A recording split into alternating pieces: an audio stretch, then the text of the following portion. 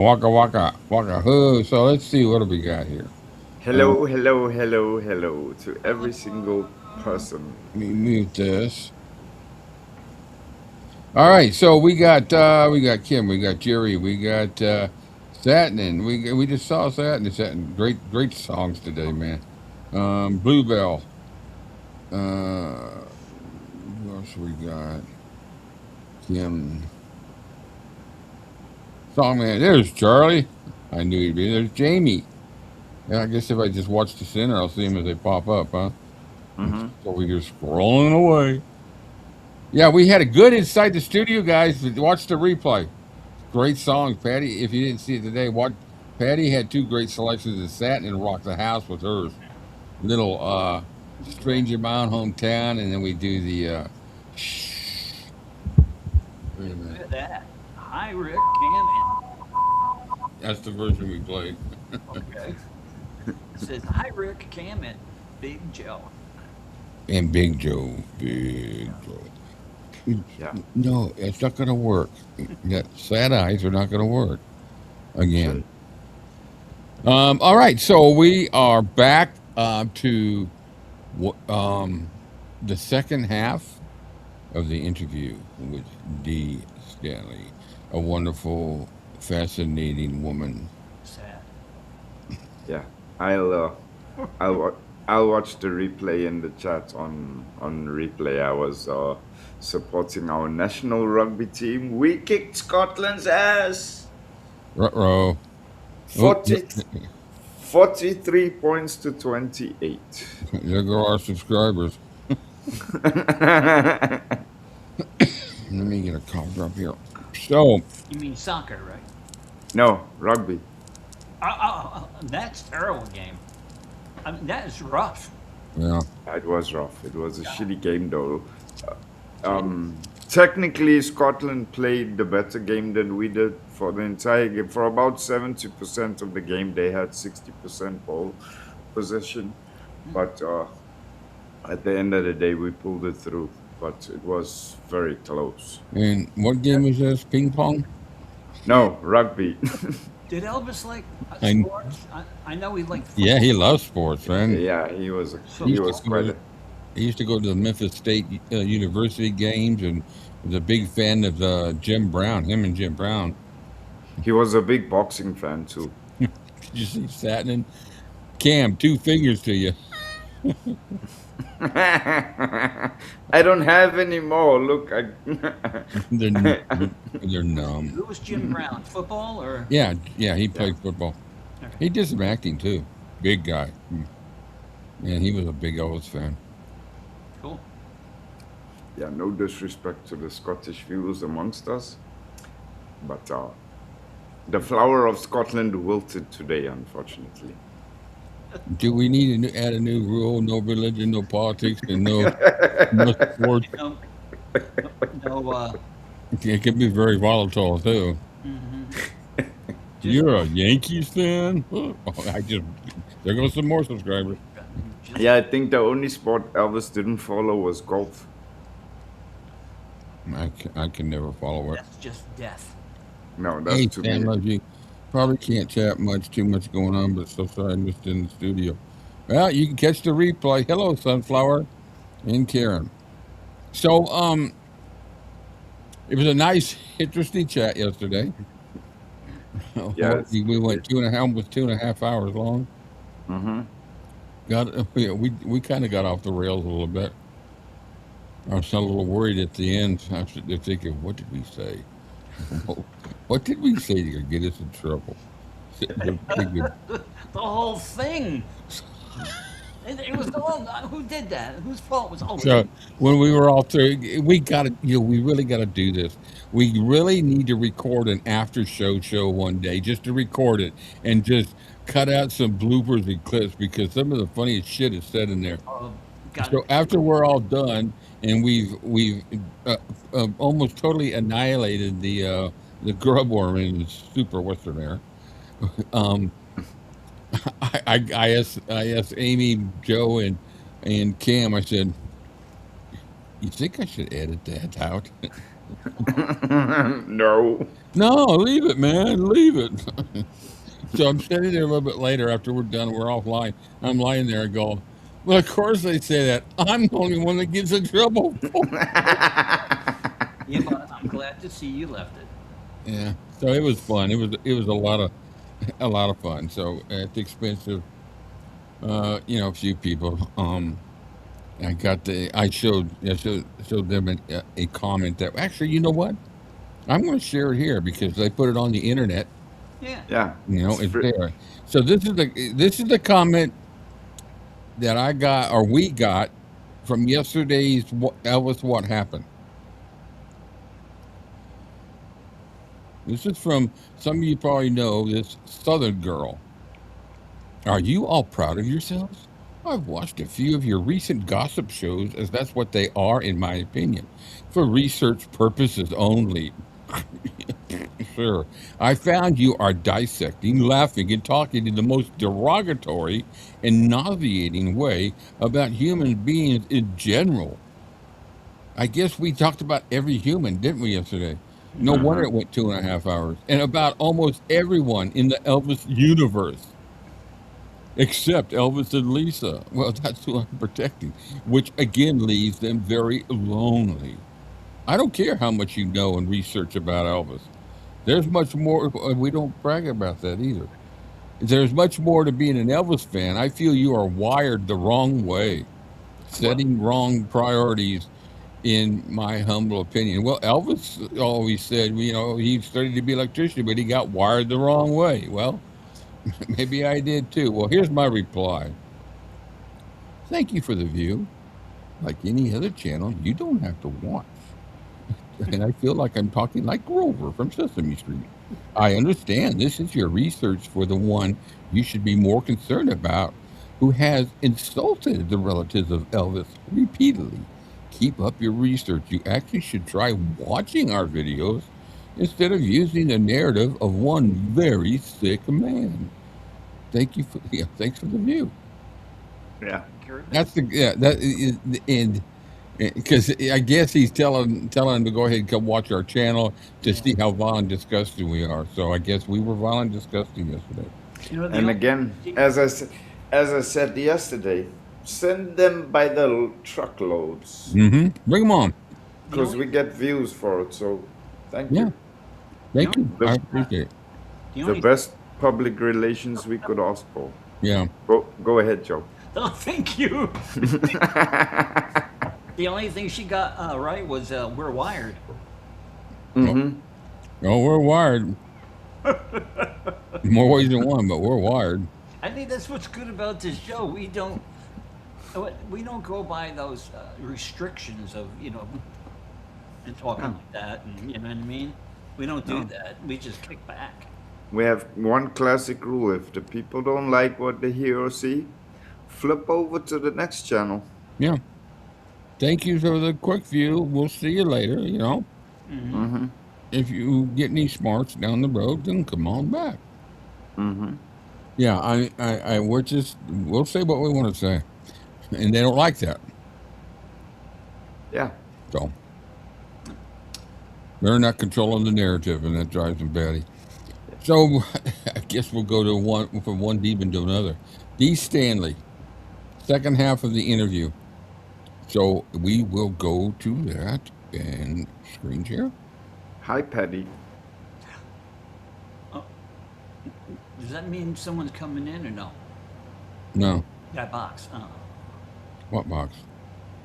A box popped up. I thought maybe it was Amy.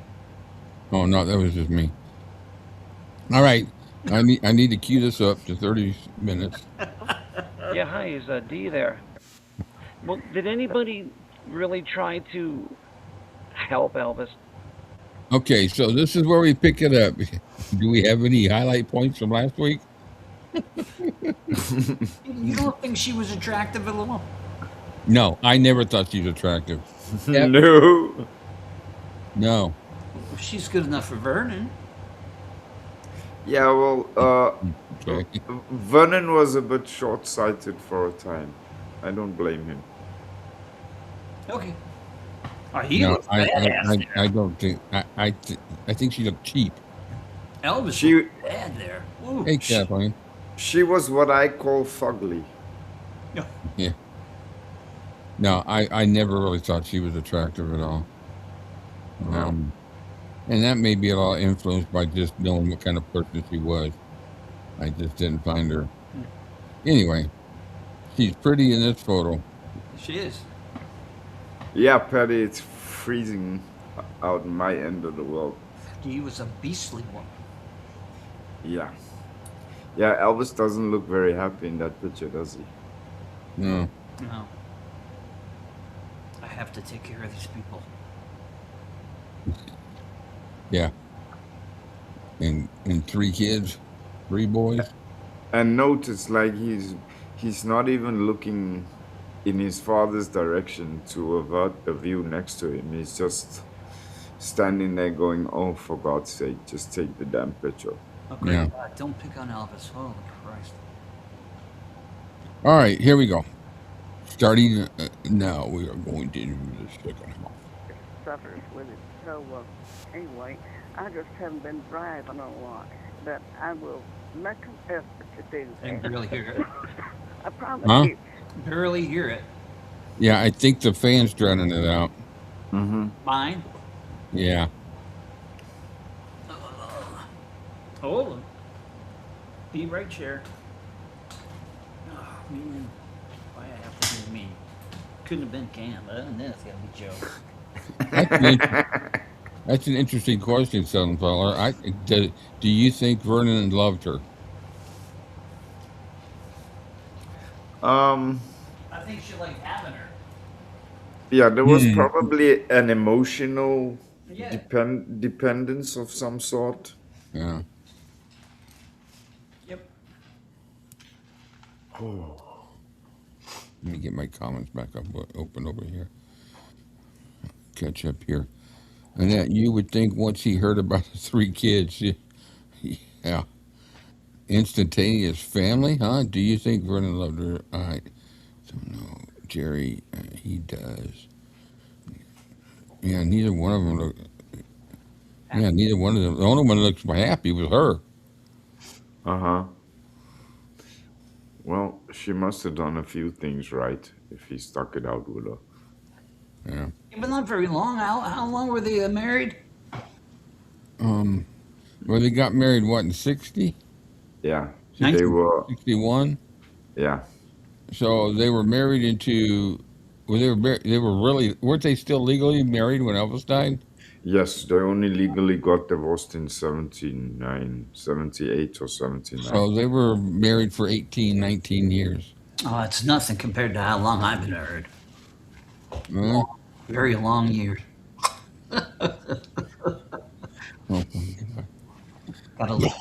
Where'd Joe go? Yeah, Oh, this trail of hair. Natalie, if Vernon lived a little longer to see the Geraldo Rivera show, what do you think he would think? Oh, I think, honestly, if Vernon was alive, she would never have done it. I agree. I don't think she would have done that. No. If Vernon was still alive. She would have known she would have had 48 different hells coming down on her all at one time. Yeah. And again, she wouldn't have had reason to do it because she still would have been exposed to the money in some way, shape, or form. So imagine if she said something like that and Elvis was still alive. Uh-oh. Uh-oh. Just imagine. Whew. Yeah, then that would have made the comment that he made in Vegas, ripping that guy's tongue out, look like a nursery rhyme. Like a hangnail. Mm-hmm. All right, let's see what we got. See what I mean? The sneezing and coughing. Yeah. Well, I had my surgery. If you remember, Yeah. I had It's so funny, Dee. I went to specialists real far away, and I was seeing a specialist and had surgery 3 times on my foot on a wound that would not heal, and 3 surgeries on him. And then I finally said enough is enough with this guy, and I went to a local guy, and he took care of it in a month. Oh, that's wonderful. So everything is much better now? Yeah, I still can't put any weight on it because they told me I need to build up the skin more, but because they don't want me to crack it open. It's right on my heel, but I lost a good portion of my heel. You know, they took the bone out. Should have edited this. Sorry. But Yeah, it's I going to be didn't better. even think about Well, that. yeah, Yeah. I look forward to getting back up Nah, on it'll my. be. See, I'm in a wheelchair, and Yeah, hold on. I'm normally in a I'll wheelchair, go but ahead a when I little can bit. put my brace. Constantly. It's just really, I mean, now my eyes are filling up with water, you know, and see, it may be Swapping something, stories. but something is just really, The show I'm might just turn into very TV highly show. sensitive to, you know, Yeah. and can't get it down, you know. Of course, I go to specialists, you know, to make sure there's no blockage and stuff like that, you know. Right. It's just one of those things, you know. You didn't Yeah. want to go to. You didn't go to Memphis this year. I'm sitting there listening to her. And I'm thinking of her just sitting on two people, not necessarily you two, sitting on the front porch going, "Yeah, I went to the doctor today." And they told me that this stuff right here will heal anything. Yeah, go on down to Doctor whatever Fernbush and tell him your toenails hurting and you want some of that remedy-all. You got a little blemish here, right here. You got a little blemish. Sorry, that's embarrassing. And I'm with No, So, don't worry about it. so what did you do today? Oh no, I went to see the doctor. What did you do? Oh, I went to do the same Did you thing. see Dr. Fernbush or did you see Dr. Quagmire? Well, you know, when Quagmire's there, he gives you a little extra treat, you know. Dr. Feelgood. Dr. Feelgood, yeah. Good Oh, no, song. I don't never go. You No. know, that was a good part of my life, but you know, as far as going back to Memphis now, that wouldn't be something that I would enjoy. You know, for that part. Yeah. And all my old friends, so many of my old friends are gone. You know, Uh huh. so Memphis is not the same Memphis that I left anyway. You know, Yeah. so. How was I Whitehaven? can't help but just yeah, now they're under the desk. Yeah, well, you know that old Georgina passed away yesterday. We were sitting there at the street corner, and she took a right walking, and she didn't see the train coming. So she, I wonder why she wouldn't go back to Memphis. oh my God. I'll give you three guesses, but I think you're only going to need one. And I don't think it was because of the bad weather. Or the heat. Could be. Yeah. When you first got there, because Whitehaven's not a very nice place right now. Oh no, it was a place to live. It was a place to live, if you can believe it. When I came there early. Uh huh. Very quiet, and it was just Highway 51 South. It went right down into Mississippi, past Graceland, and there wasn't a lot of, as many things been built around there. Of course, when Elvis bought it, there was nothing around there. Uh huh. I mean, and of course, he had the big fence, you know, and then pretty soon the development started of homes, you know what I mean. Right. But no, it was the place to live. Yeah, I'm Beautiful surprised. homes. Huh? I'm surprised Elvis didn't buy more land when he saw that it was going to fill up. Well, even when Elvis was alive, early on it was better than and I guess that 100 acres is enough for him, you know, Uh-huh. for his privacy. He didn't have for 100 him to acres. play and do things, you know. No, what was that? What was Graceland? Oh, maybe she was talking about Circle G? Well, then she slipped right from Graceland into Circle G without saying anything. Yeah. Was Circle G that big? 116 acres or something like that. Oh, she said 300. Oh, this year I'm gonna go back 15 seconds, 5 seconds, maybe 10 seconds. That, hon. Yeah, I'm having a terrible time with rhinitis and stuff like that. But, you know, I think it's more than that. Yeah, can you see my scenario that's in my mind? I'm having a fair time with tinnitus or whatever it is. Rhinitis. Right now. Oh my God, is that when you grow a head out of a horn out of your forehead? Right now. Anybody got a tissue? I Oh my God. And so, my son went to Norway, and Billy's in Norway now, and of course that hit me pretty hard. Yeah. So, did you go to Memphis? I did go to Memphis, and I got to meet Billy and Ricky. Oh, you did? Well, great. Yeah, I was able to get their autographs, and I've had David's. Now I just need yours. Hello? Yeah, I'm still here. Hello? Did I lose you? Hello? Yeah, you don't hear me? No, you left me for a minute there. You say, but get what? I said I've got Billy's and Ricky's autograph and David's. All I need is yours. Well, I'm going to have to get myself together and get that off. Took me months. I know. I don't mean to be a pain. Well, you're not. It's just that, I haven't hardly been out. In fact, with the way my head was feeling, I tried to steer it back to Elvis. From this being so stopped up feeling, and it's very bad here in Nashville, and especially after the flood. This has been a terrible year for anybody that suffers with it. So, anyway, I just haven't been driving a lot, but I will make an effort to do that. I promise you. See what I mean? The sneezing and coughing. Yeah. Well, I had my surgery, if you remember. Oh, yeah. I went back. It's so funny, Dee. I went to specialists bad enough going real far away, and I was seeing a specialist. It's the place to live. Yeah, I'm surprised. Huh? I'm surprised Elvis didn't buy more land when he saw that it was going to fill up. Well, even when Elvis was alive, early on it was better than and I guess that 100 acres is enough for him, for his privacy, and for him to play and do things, Mm-hmm. And so. Did you ever get to go out to Circle G? Oh yeah, sure. I guess I went everywhere they went for a while, Hey, Joe, some fellas asking if you know how old she was here.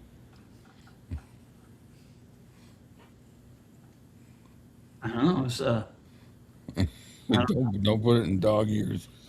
148. I don't know. Yeah, Yeah. Well, I got to see.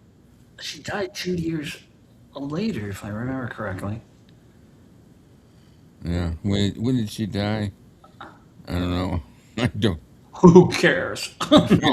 Yeah, exactly. That's true. I got one of those things that you. When did you? I don't have one of Oh, those. wait a minute. Hey, Chad GPT, this is Rick with Elvis-A-Z. Where's our I got to research? see the Circle G for the first time. It's a shame.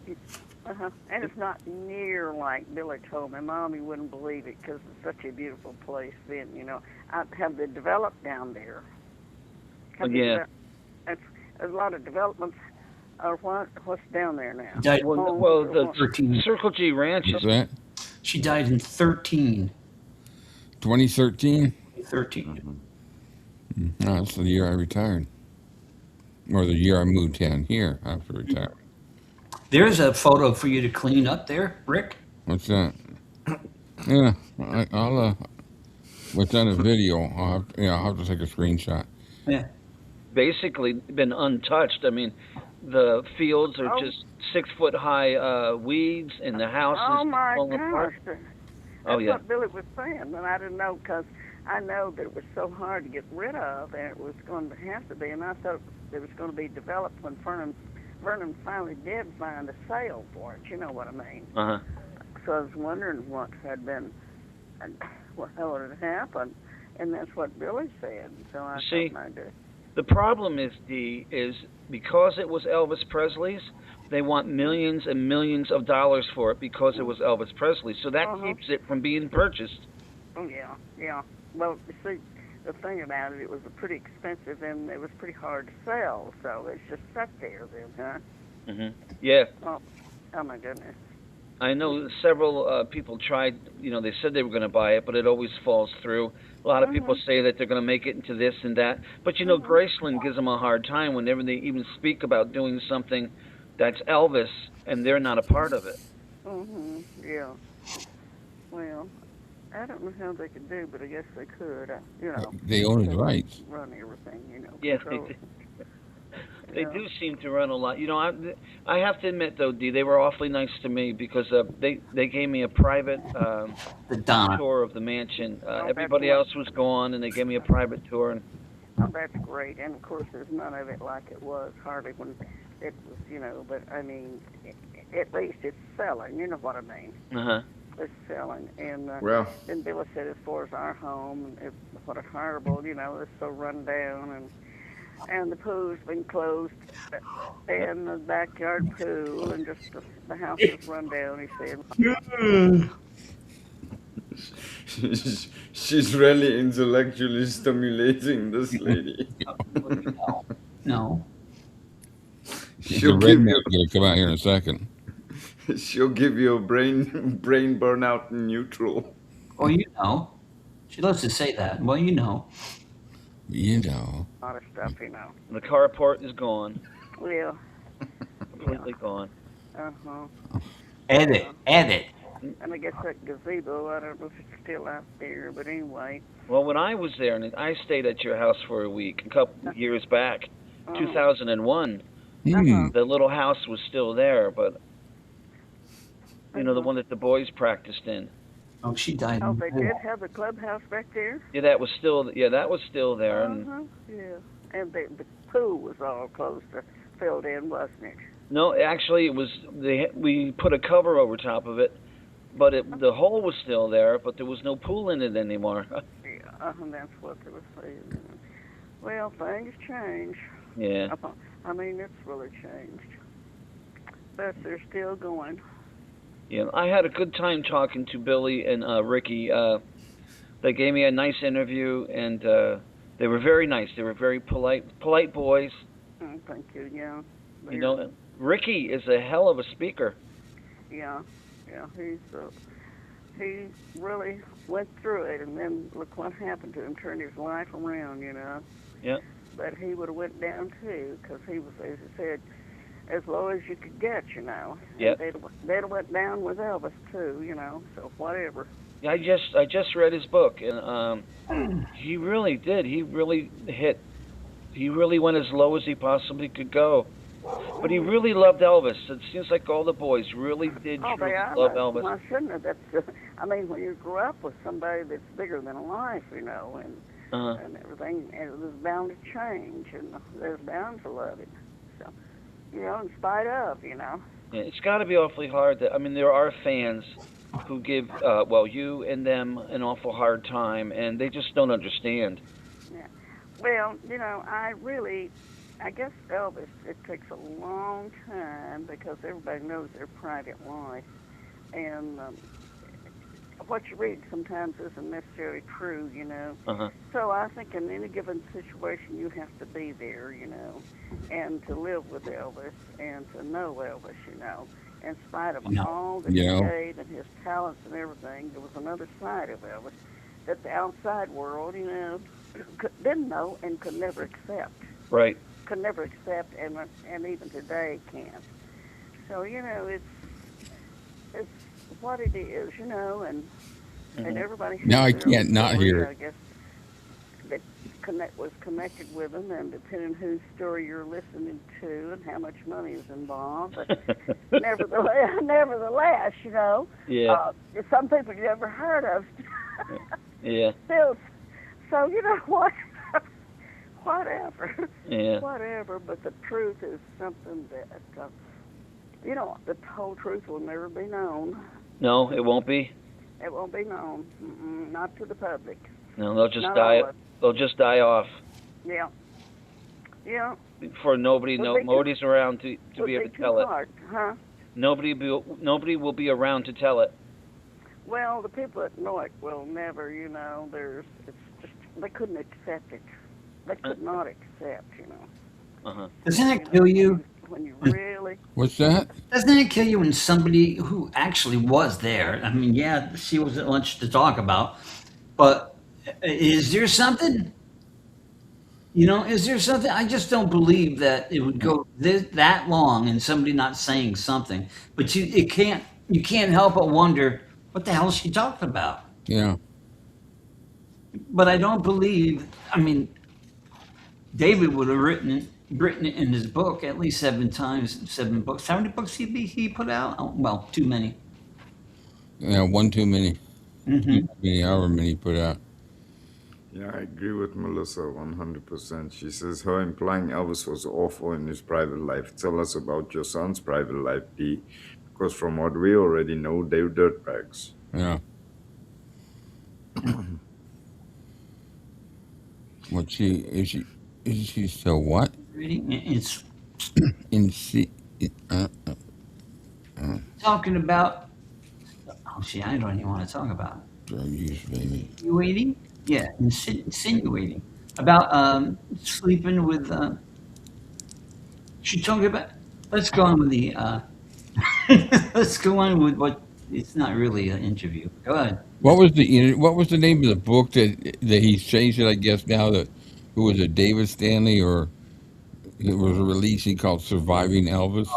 Mm-hmm. How talk about clickbait, Mm-hmm. or tabloid, surviving Elvis. Mm-hmm. That irritates me. Safe If- things and comfortable. Is that Cam? He first comes out with a book talking about Elvis's religious life, and then he Mhm. comes back with Surviving Elvis. Like, really? And people buy it. People buy this shit because, Mm. just like with Donna and everything else, it's because there's a connection to Elvis. They don't care what comes with it. Did Dee Stanley know about all 3 of her children's drug use? Yes. Oh, yeah, I'm sure she did. Yeah, he changed it from surviving out to broken vessel. Well, What? He changed it from surviving Elvis. Elvis to broken vessel. And here we go. Hey, Amy. Hey! Hello. Welcome to the D. Stanley soap opera. Hi, Joe. It's been an interesting conversation. We're talking about, who was it, David Stanley? He's either one, right? Yeah. The broken vessel he changed it to. Oh, it was a little surviving Elvis nonsense. Mm-hmm. Yeah, where he blamed Elvis for Lisa's death and Ben's death and basically everybody who died after. I wonder what the next one. Okay. Surviving my mother. Surviving the orphanage. Yeah. Who takes credit for the book? The people buy it. People buy them. What the hell is wrong with people? Yeah. Oh, Naja, he takes credit for everything. What are we talking about?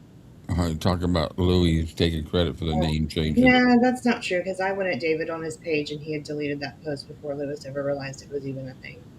So that was a bunch of us went after David on Facebook, not on YouTube, but on Facebook. Oh, he's taking. I'm sorry.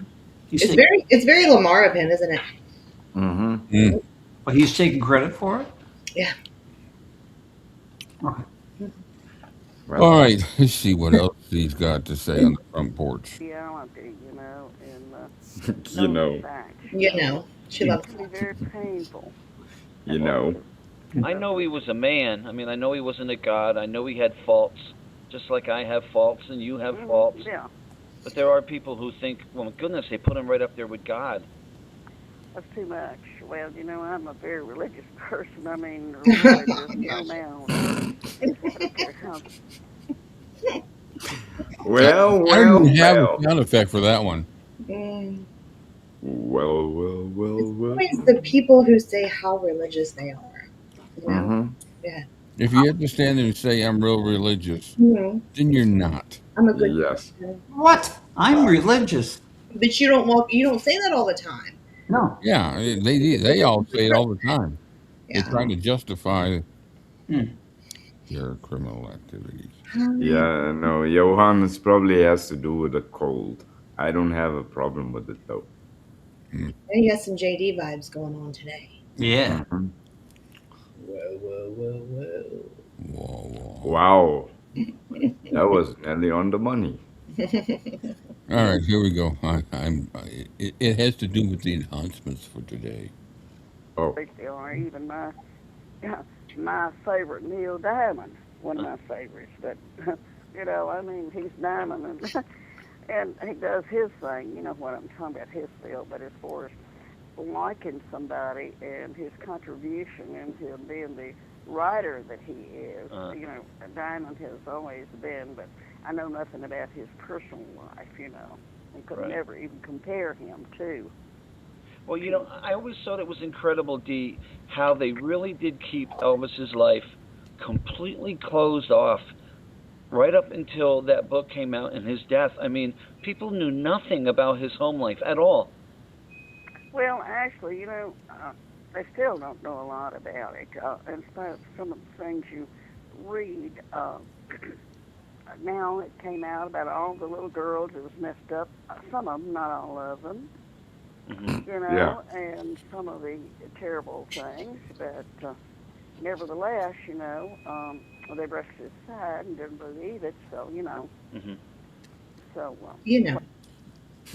She makes the remark a little bit ago that she knows nothing about Elvis's private life, and yet she gets on national TV and says what would be one of the most private things a person would have in his life. Yeah. yeah. And that accusation that she made. Yeah. Mm-hmm. You can't have it both ways. She knew nothing about his private life because he didn't want her to. No, I don't blame him. I don't think we should either. Mm-mm. No. So I was agree. Elvis Presley. Why Exactly. would anybody, the thing about it, when he was rushed to the hospital, how long he'd been dead? How many other dead bodies did they work on that long? Exactly. Let's face it, it was Elvis Presley. Exactly. I have a lot of people over in England. They say to me, "Why would they do CPR on him when he was dead and they had rigor mortis?" I said, "Because he was Elvis." Yeah, that's true. That is the reason. So, evidently, just like I know when Nicole was murdered, it was working at that time, and they just could not believe that O.J. Simpson, Right. not O.J. Simpson now, come on. You're going to They try didn't my know OJ that. into Elvis. Right. Well, me being How did we get to this? with No, the biggest and one of the greatest celebrities, I said, Did I get? imagine, why do you not think he could do it? Well, same thing would have happened around Elvis. No matter what Elvis did, Elvis Presley didn't, You're talking So, murder, one That's aspect. just why I mean, the celebrity status is always going to win, evidently. Uh-huh. But Elvis didn't always Were you win. told, Dee, not to No, he didn't. I can't. Where is she? talk about Yes, if anybody? What's that, Joe? I wasn't going to say anything, but I will now. I'm afraid to hear what I'm going to say next. It's been so many years, Yeah. But we're so glad you did this. Yeah, it's History. I am too. It's such history. no, it's interesting to, everything I've ever known about her was basically just visual pictures and all that. I never really heard her speak or tell interviews. I never paid attention to her. She was nothing to me. And then when I started hearing her speak, and then I saw her on Geraldo, and I could actually see her demeanor, and then to listen to her, how the dialects, when people say things like, they're trying to distract and think of the next part of the story of what they're going to say. It's kind of a distraction. First habit. Words. Yeah. Yeah. Well, yeah. And she's got a bad habit about doing it. Mm-hmm. asks you that back then, you were not to share any information about Elvis? Well, actually, the thing about it back then, I talked to Vernon and thought that, what happens when it's Elvis and he's writing a check and you Right. ask what's wrong with somebody and you just get kind of fluffed off?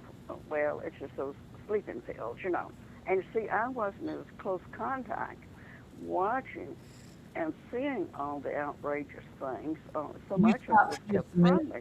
Yeah. Did she say she asked Vernon about him basically, But what are you going to say when he writes the check? She's saying Vernon gives her money? If she's saying Elvis, I think she's saying Elvis writes the check. Maybe, but that's a good perspective. Maybe she's saying Vernon writes the check. Yeah. Mm-hmm. So she just shuts up because Vernon gives her money. That came from da-da-da. But Elvis. Well, A really good tank. Yeah. Yeah. Can we roll it back a little bit, or will it mess you up? Yeah, no, I can roll back. I'm going to take it back to Joe's health. I mistakenly did earlier. Okay, what do you say, about 2 minutes? 1 minute? Maybe just one, yeah. Oh, okay, it's right about 1 minute and a half. I'll answer Kathleen's question while you do that. No, Kathleen, my throat's 100% fine. Why would it be sore?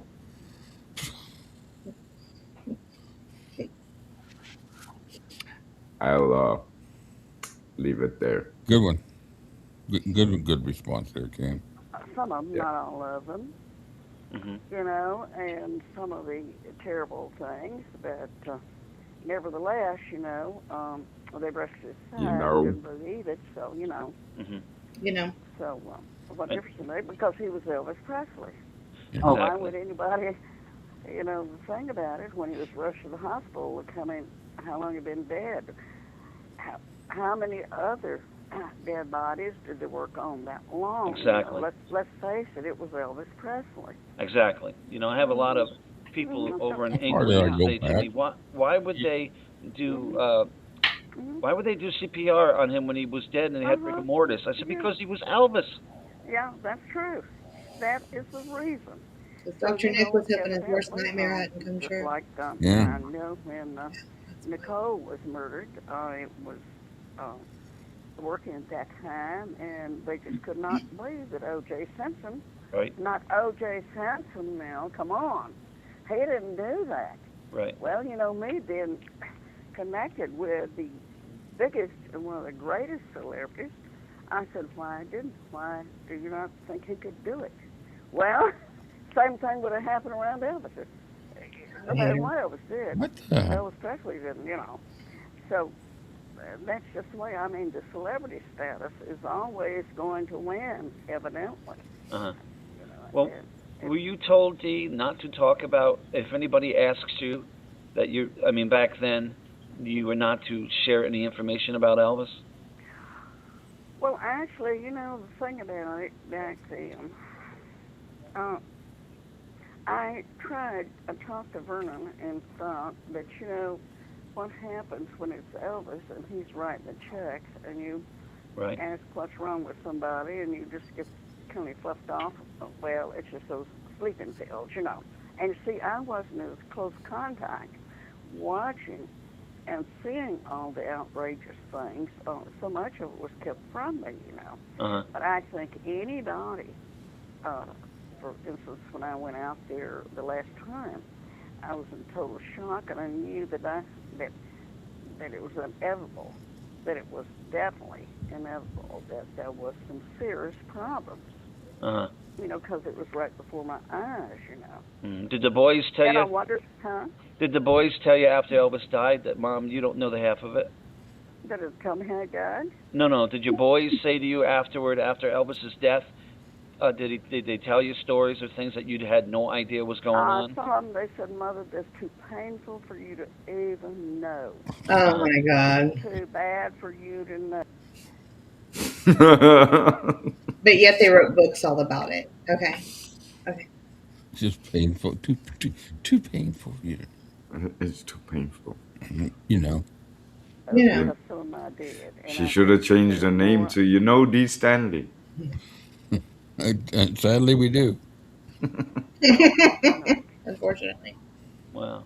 You know, after so many, I thought, no, you know, I mean, We should drink every time it she would says, just you been know. too much, you know, Mhm. really.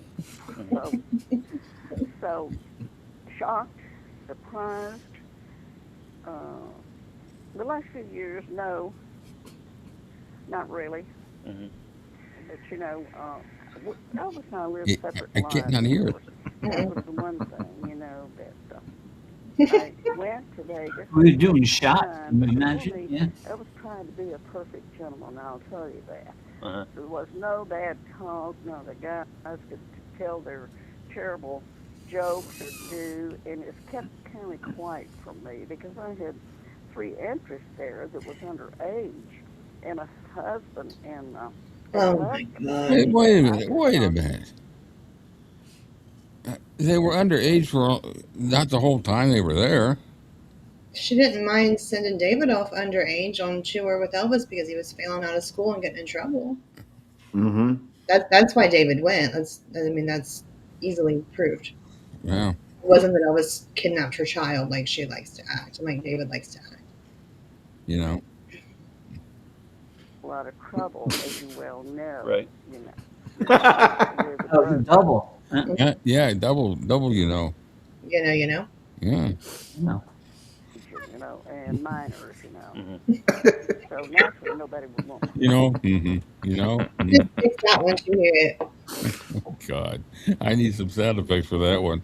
Put it to a little, you know. You know. They didn't know. Right.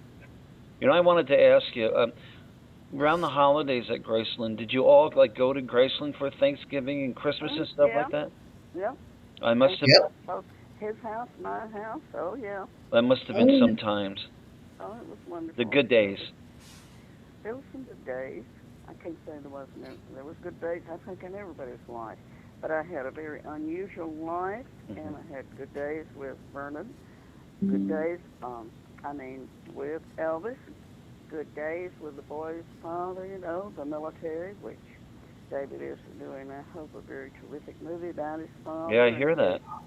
And his contribution, along with millions of others, but for our freedom, about, you know, I don't put too much emphasis on, which I guess a lot of people are surprised on the celebrity status, even though I stepped out of Army pay, living on an Army salary, and to a much different, but I was still hurt about mine and Bill's divorce, you know, because all about the money. It was just one of those things.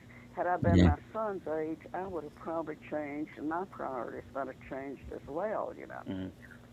That I was not, you know. So I did live a different lifestyle with Vernon than I did with Bill. So, but would you do it all over again? Must have been some life. Looking back now, and after Bill's life and everything, I don't know. No. Oh, she's. I don't know what I would have done because of the tragedy in Bill's life and everything. And I might have been damned if I do, and be damned if I don't. Right. Because with Bill, sure. You know, I don't know what would have. He might have eventually. It might have happened anyway. Who knows? But like I said, it did come about, you know. So yeah, it's something. Who knows? Dee, did you ever get to go upstairs in Elvis's bedroom? Oh, good grief, I live there. Sure. Could you? Sure. Do you mind telling me about it? Just what does it look like? Do you remember? Oh, sure. Well, when I first went there, it was nothing unusual, you know, just a normal bedroom. Until it was made into a total suite upstairs with a conference room and his barber chairs and all that. One bedroom was taken, you know, converted into where he had his hair done, you know, the barber. And then there was a conference room and all the leather and mirrors behind the bed, you know. And the dark blackout curtains, you know. And did he have they say that he had a Christ or a Mother Mary statue up there too, and he might have. Now I wouldn't be surprised. Because when Meditation Garden was designed, as you well know, there was a little mix-up with the Star of David and a little of this and that. So I think he did. But to say that, there was a mixture of. Stars of David and that as well, you know, the cross. She's not saying anything we don't already know about Elvis. He did have some jewelry and cross, you know. So he's, you know, he was pretty liberal and And that was it, about, I don't know his beliefs. He told me one time he belonged to no church, when I asked him, was he a member of the... Scientologist? Uh-huh. No, not Scientologist, no. I thought maybe you were thinking of The Priscilla. what is it, Pentecostal? He said no, because we was talking religion. He told me the tremendous respect that he had for my faith. For Pat and I, I'm a member of the Church of Christ, and how we didn't participate in a lot of things, but he said it was a bit strict for him, and I asked him then. I said, Elvis, are you? And he said, no, not really. He said, of no faith, you know what I mean. But he believed in God. I'm sure he did. But Elvis, I think it's quite plain that Elvis was searching. I think Elvis was searching when he died, searching for answers, because he bought Larry Geller bought him every kind of book, and, he seemed to be trying to find, and so I don't know if he ever did, Yeah, I know Larry Geller, and a lot of people try to say that Larry Geller wasn't there all that much, but then there's other people that say to me, toward the end, Larry Geller was extremely close to Elvis. Well, he came around, he did, but for a long time he was out of there. And you know why? Colonel Parker, Priscilla, and Vern, because, we're studying these different boiled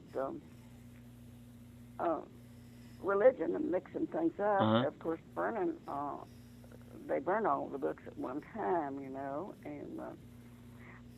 they thought it was that he was brainwashing Elvis. And Elvis did become very involved in many things, and I don't know if it was the drugs or if it was the religion or what that started having mirages. He could see, and he could see Stalin's face out in the desert. He could part the clouds now, Yeah, right. That was far out, really, and it did bother her, and as well as Priscilla, and I think it would have bothered anybody. If one of my sons would have come up, I think I would have tried to keep somebody away from him that I thought was poisoning her mind, Sure. She's so full of it. Something. We lose Amy? Nevertheless, who knows, Yeah, I'm sure she'll be back. Did you know the Colonel well? Did I know him? Yeah, did you know the Colonel well? Well, I would think so. I guess as well as anybody, and to find out every one of us later on after his death didn't know him at all. Yeah, it's true. Before he died, we didn't know him at all. I know what you're getting at. Yeah, so who knows? Oh yeah. You asked me a question. I didn't realize he was possibly a murderer. I didn't realize. Yeah, a lot. I didn't realize anything. So to say, do you know? So that's what I'm saying. A person can be and see somebody and spend time around them, but do they really ever know them? I guess that surprised a lot of We're getting people. philosophical here. I know it did me when I read it. What kind of person was he around you, though? Was he as crude as they say he was, or? Yeah, just the very same one. I'm business. It was always a business deal. And, it was just not, when we would visit Palm Springs house, and I was with Marie, the men would go off in a conference and such as that. And as far as really knowing Colonel Parker, no, I guess I didn't. No. Do you think he really, this is going to be a hard one for you, do you think he really cared for Elvis? Or was it business? No, not really. I think what Colonel Parker did, I think Colonel Parker played a big role in Elvis's career, yes. Yeah. Because had anybody else back then, the timing was right, Colonel Parker was right, and it was at the right time that Elvis came along. And I think Colonel, with his shrewdness, managed Elvis in a way that he didn't overexpose, maybe. Right. And surrounded him with a lot of protection, and kept him totally out of the public. So in one possibility, he did met Elvis, created Elvis to a point, you know. Mm-hmm. And he What did she benefited. just say? What that didn't make any sense. That she met he basically that he had a wall built around him, so there wouldn't be so much exposure. No, I fell asleep, so. Yeah, that's kind of what the gist of what she's saying. But this woman is rambling. It's so hard to keep Yeah, track of. It's like she's speaking. She's totally incoherent. She's jumping around. It's like she's taking all the little tidbits of Elvis facts Yeah. and she's quickly trying to compress them into something when Joe asks her specific questions. She's not having what's the word I'm looking for? A coherent conversation. no. It's not flowing at all. Who did we say we were going to do next? J.D. Sumner. Oh, Donnie Don somebody? some, yeah. Why do I always do that? Because it's just I would do the same thing. When you think of Sumner, the only thing you ever think of is JD. Mm. Yeah, I think this is winding down to be just a ramble now on her. I don't know.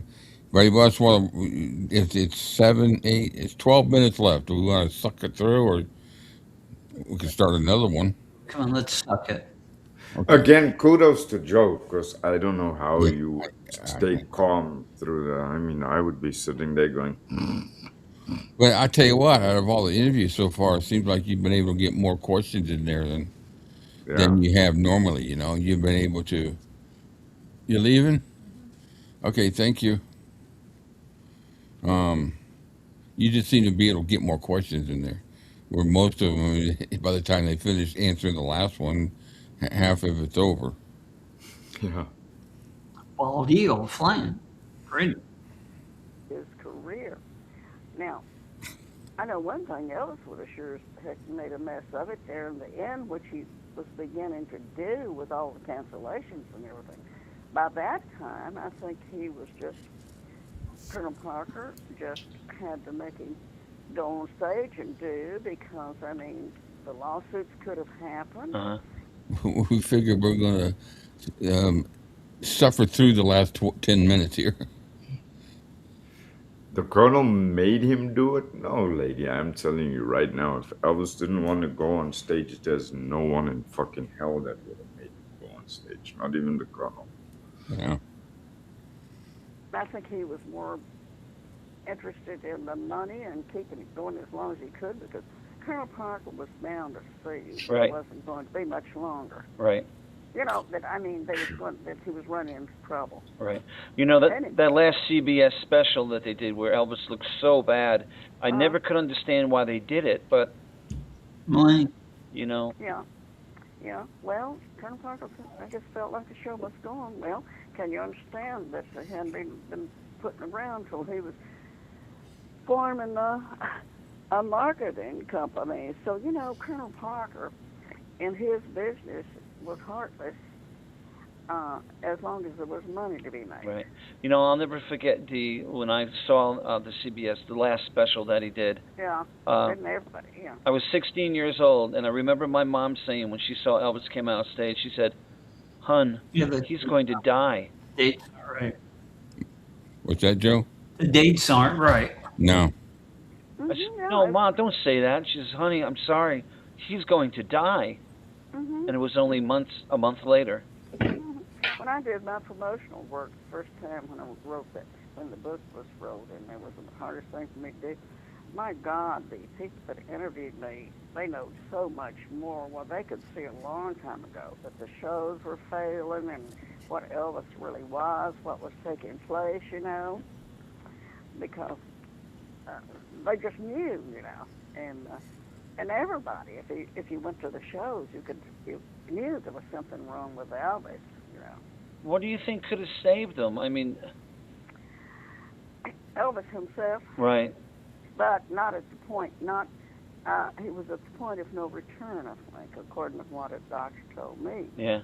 This is the medical, you know, this is not me sitting and philosophizing when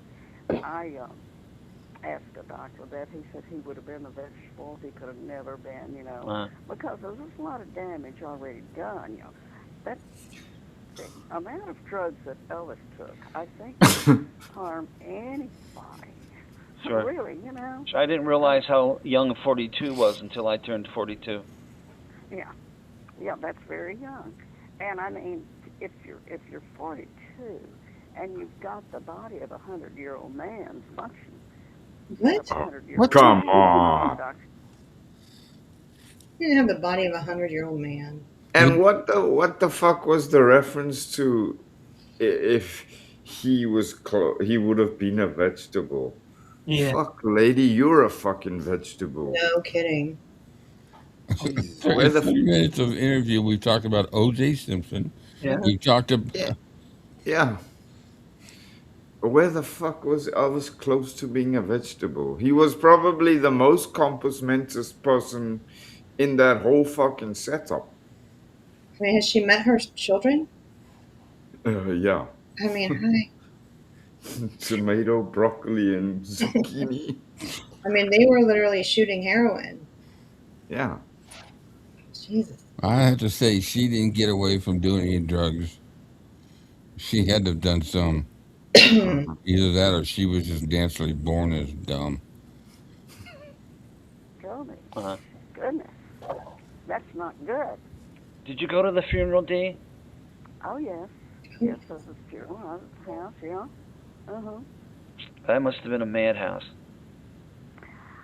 Well, actually, when I was there, see, the family had their time. There was nobody in there. So she's giving away, basically. She was only at the viewing.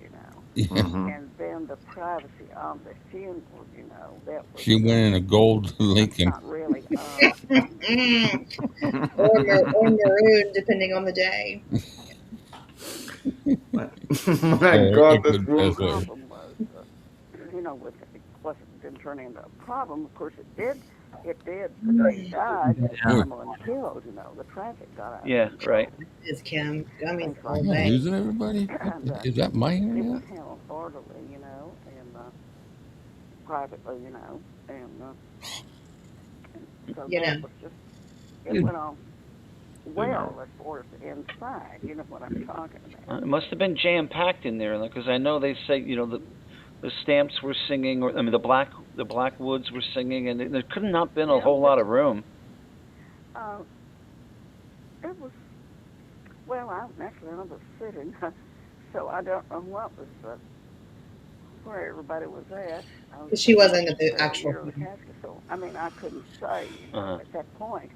I don't think I was really looking too much, you know. Or there. And the Bowyers and different ones, but I think I was focusing more on Vernon and the boys, you know. Right. And Lisa Marie, so. Were you surprised that Vernon Wait, allowed the fans to come see the body? I don't think I would have, but, you know, I think Vernon being the simple man that he was. And it might not have been a good idea, but I don't know. After all, they made him, you know. Right. So. So what problem did it cause? Could have gone wrong, you know, and of course somebody did get the picture. But yeah, that's I awful. don't know. I don't know if I would have done it that way, but then who knows, you know. Yeah. Who knows? You must have all felt terrible when you saw that picture in that newspaper. Oh, yeah, it was very bad. I felt terrible when I even looked at Elvis. Yeah. Not even looking like Elvis. So, you know, I mean. It didn't look like him? Well, I didn't think so. You know, when you see somebody full of life and they're there with a plain suit on and you're expecting to walk in and you're expecting, you know. Of course, I didn't walk in on that kind of Elvis the last time I saw him. I walked in on a very heavy Elvis. I mean, just a few weeks before he died, and the Elvis that I didn't know. So then at his death, I saw Elvis again, the Elvis that I didn't, you know, it was Elvis, you know, what I'm talking about. Not the Elvis that I had known for so long, you know. What do you do when people say to you that they think he's still alive?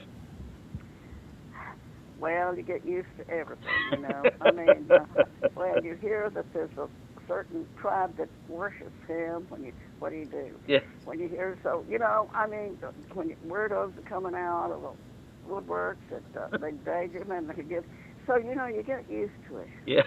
Gee. You get used to it. Because how many more?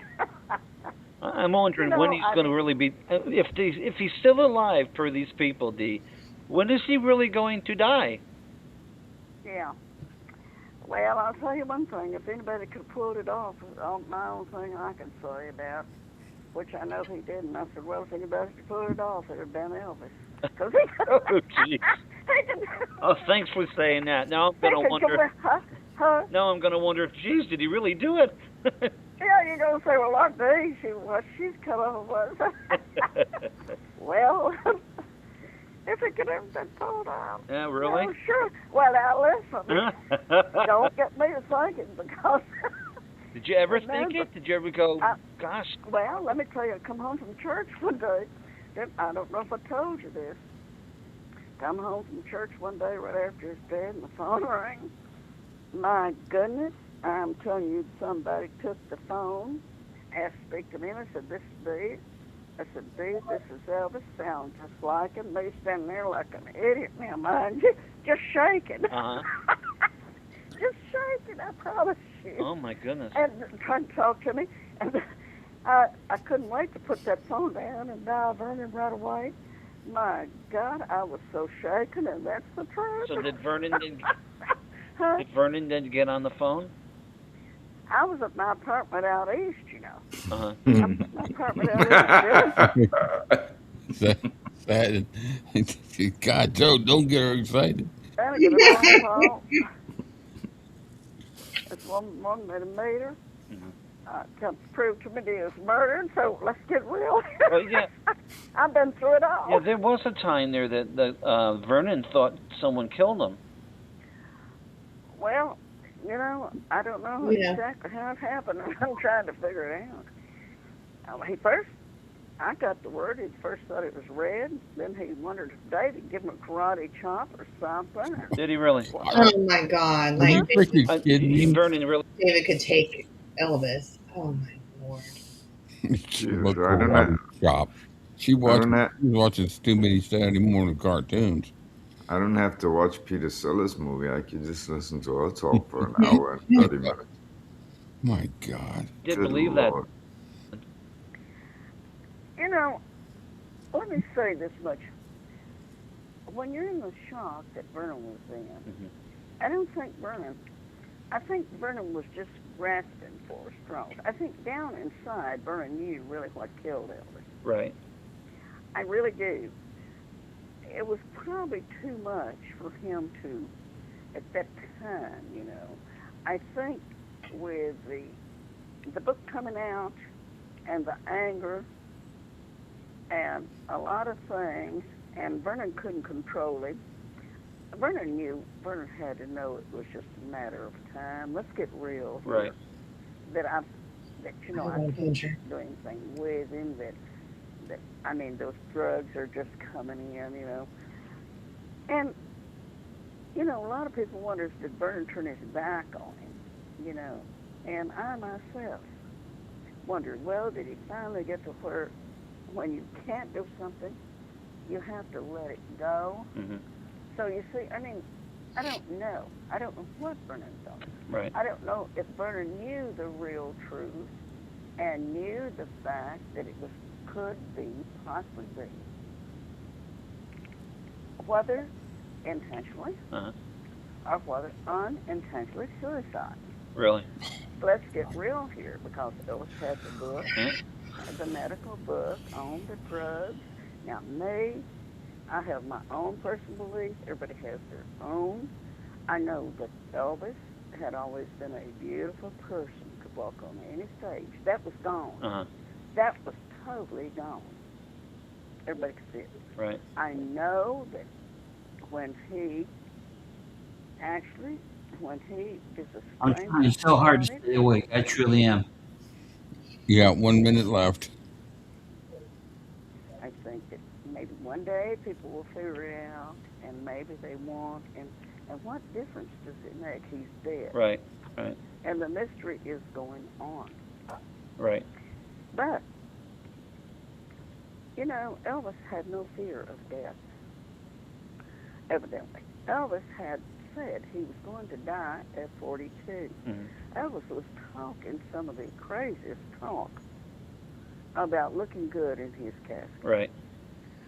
And, you know, to walk out on stage after the book and with his own personal appearance, you know, I mean, he wasn't what he used to be. He could have been, though, at 42. Sure. You know, that's not a... So who knows? Mm-hmm. Who knows? You know, I was supposed to do a interview with Ron Atkins. I don't know if you remember that name. He was one of the guys that they say tried to steal Elvis's body from Forest Lawn. Mm-hmm. Well, he calls me and he tells me his whole story, and he says, well, do you believe me? I says, well, I don't believe that Vernon would have you go and try to steal his son's body, so no, I don't believe you. But he... Is that what it was saying? Oh, yeah. That Vernon put them up to it only to get a rezoning of Graceland so they'd have a place to put Elvis. Yep. Of all things. I don't believe that. No, I don't either. I don't believe that. Well, he wouldn't let me do the interview because I didn't believe him. I said, well, I'm not going to lie to you. You know. No. And I don't believe that. Well, honey, I got to go. You take care. I hope you feel better soon. If you get a chance, I'll do it. I promise you, I'll do it. Thank you, hon. I'll do it. Have a good day. I'll talk to you again, hon. Bye-bye. Bye. Riveting. I'm like, okay, so I gotta go. Bye. Yeah, it's like, ain't it funny how time... And you said she started calling you a lot after this, Joe. That's why there was a lot of conversation there. You know, that's why. Yeah. Boy, I'm so tired. Just listening to her gives me even a worse impression of her. Yeah. Worse than Mindy. I mean, Mindy droned on, but Yeah. hers is even worse. I mean, I was not tired until we started. She contradicts herself so much. Yeah. From sentence to sentence. Yeah. I think she was just grateful she was having a conversation with somebody. Mm-hmm. That wanted to hear her bullshit. Yeah. You know. Yeah, you know. I'll never hear that phrase the same way ever again. You know. I will have an image of her in my head every time someone says, you know? Angela says, Joe, for a second, I thought you were going to say, I got to go pour acid.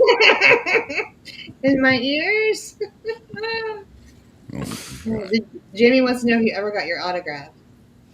Yes, finally, like maybe a couple of months later. I had to keep asking and asking and asking for it. And when I finally got it, I kind of cut it off. It was kind of weird because what she sent me, she was writing a book and she was putting it on the web. And she had contracts with the lawyer, you know, all that crap and all the stuff she signed. And she sent me all of that, all the contract. Really? Yeah. So I got that. She signed that for me.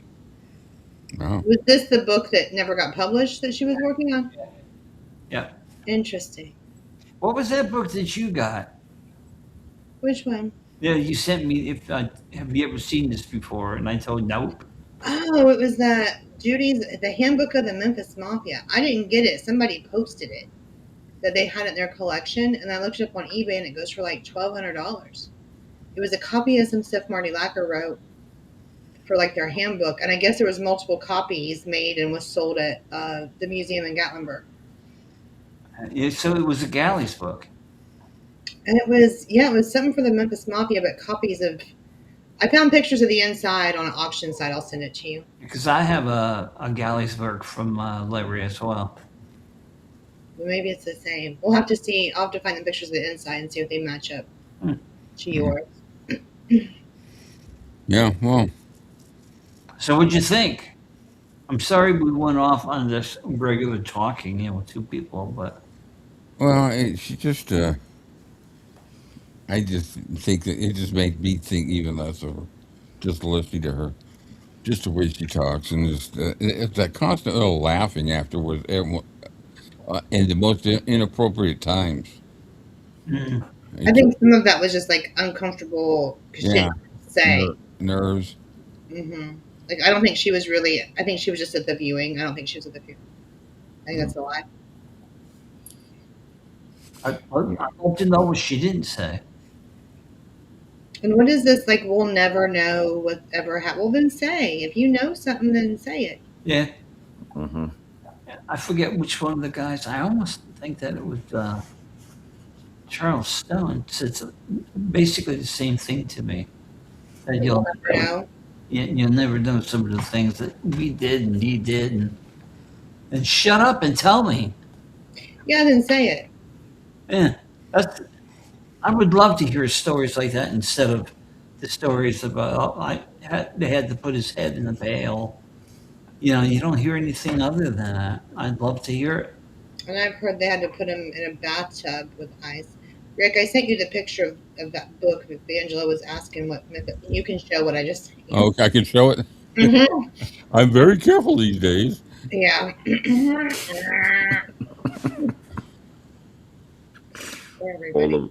all of a sudden. I know it's All the just. sudden talks are just. It was actually a funny moment. It just like caught me. I couldn't find the freaking button to stop it. I went back to watch everybody's face, and Kim, you were like, Yeah. you were like, I thought your screen was frozen because you were just like. Yeah, because I was expecting her to say something of value, and then when I realized that it was on a loop, I was like, "Oh my!" You just on the loop, just looping. I'm like, oh my god, make it stop. You must have been crazy in your car. Were you driving? Were you driving? Was I driving? Yeah. Well, no. When I got home and I sent that, I was eating and trying to get on, and then so I could only hear it play on the loop, and then I heard nothing, and I was like, oh god. Rick, put it up there. And then it wouldn't stop. Like it just played. I was like, oh. It's the worst thing to have sitting there going on a spin on an Elvis show. I'm sure that went over well with. I don't think anybody's picked up on it. It's this book. So we saw this on yeah, there you go. I wonder if it's a piece of it. Handwritten by Elvis and his foreman Marty Lacker. Oh, now Marty's the foreman? Individual responsibilities, property of the Elvis Hall of Fame, Gatlinburg, Tennessee. Ooh. And I think Melissa found some like inside shots. So if you just Google that name, then it'll come up in like GWS auction and different things. Do you think it's a full book? Do you think it's I don't think it is. I messaged the lady who had it and asked her like, hey, how many pages? And she didn't answer me. So sometimes when you're not friends with somebody and you send them a message, they don't always see it. So. Interesting. I'll send you the picture, Vandell. I thought Joe was the foreman. Depends on the day. Foreman of the week. Yeah. Depends on what bitch fights they were in. Mondays and Wednesdays and Friday with Joe. Tuesdays and Thursdays with Marty. Charlie, that video cost me a shirt and a pair of shorts yesterday. What? His eyes light up. All I have to do? Jeez. Yeah, so next week's going to be Donnie Sumner. Oh, that'll be a good one. Yeah, that shouldn't get boring. As long as he doesn't say, strikes me as Donnie's going to be a little more proper. So that'll be a good one. Should be a very positive one. Well, put it this way: we've been through the worst one. So they can only get better from here on out. Yeah. It'll be a few minutes, guys. Okay. Don't forget to powder your nose, Joe. Okay, I will. I'm right back, honey. You turn the camera back on. Crack on a cracker. We wanted to watch you as you leave. Mm-hmm. There we go. Oh. He probably thinks after every show, those dumbasses. Yeah. How'd I get tricked into talking to them? Yeah. Well, we got gospel show in the morning from 10 to 12. To cleanse And, ourselves. and after last night's show, I think there's some of us that just might be needing that gospel show. Whoa. I Yeah. fell asleep. I'm sorry. One, pardon? I fell asleep, so I missed it. Oh, that's all right. I had a hard day yesterday, physically. Yeah. I was tired. Fridays and Saturdays seem to be, for me, were always the biggest, toughest days to get through Yeah. when I was working. I fortunately usually had Sundays off, and I would sleep. Yeah, no, I must say, we were relatively well behaved in the chat for the radio show. A lot of pickles, donuts, and bananas. Oh, we've introduced bananas now. Okay.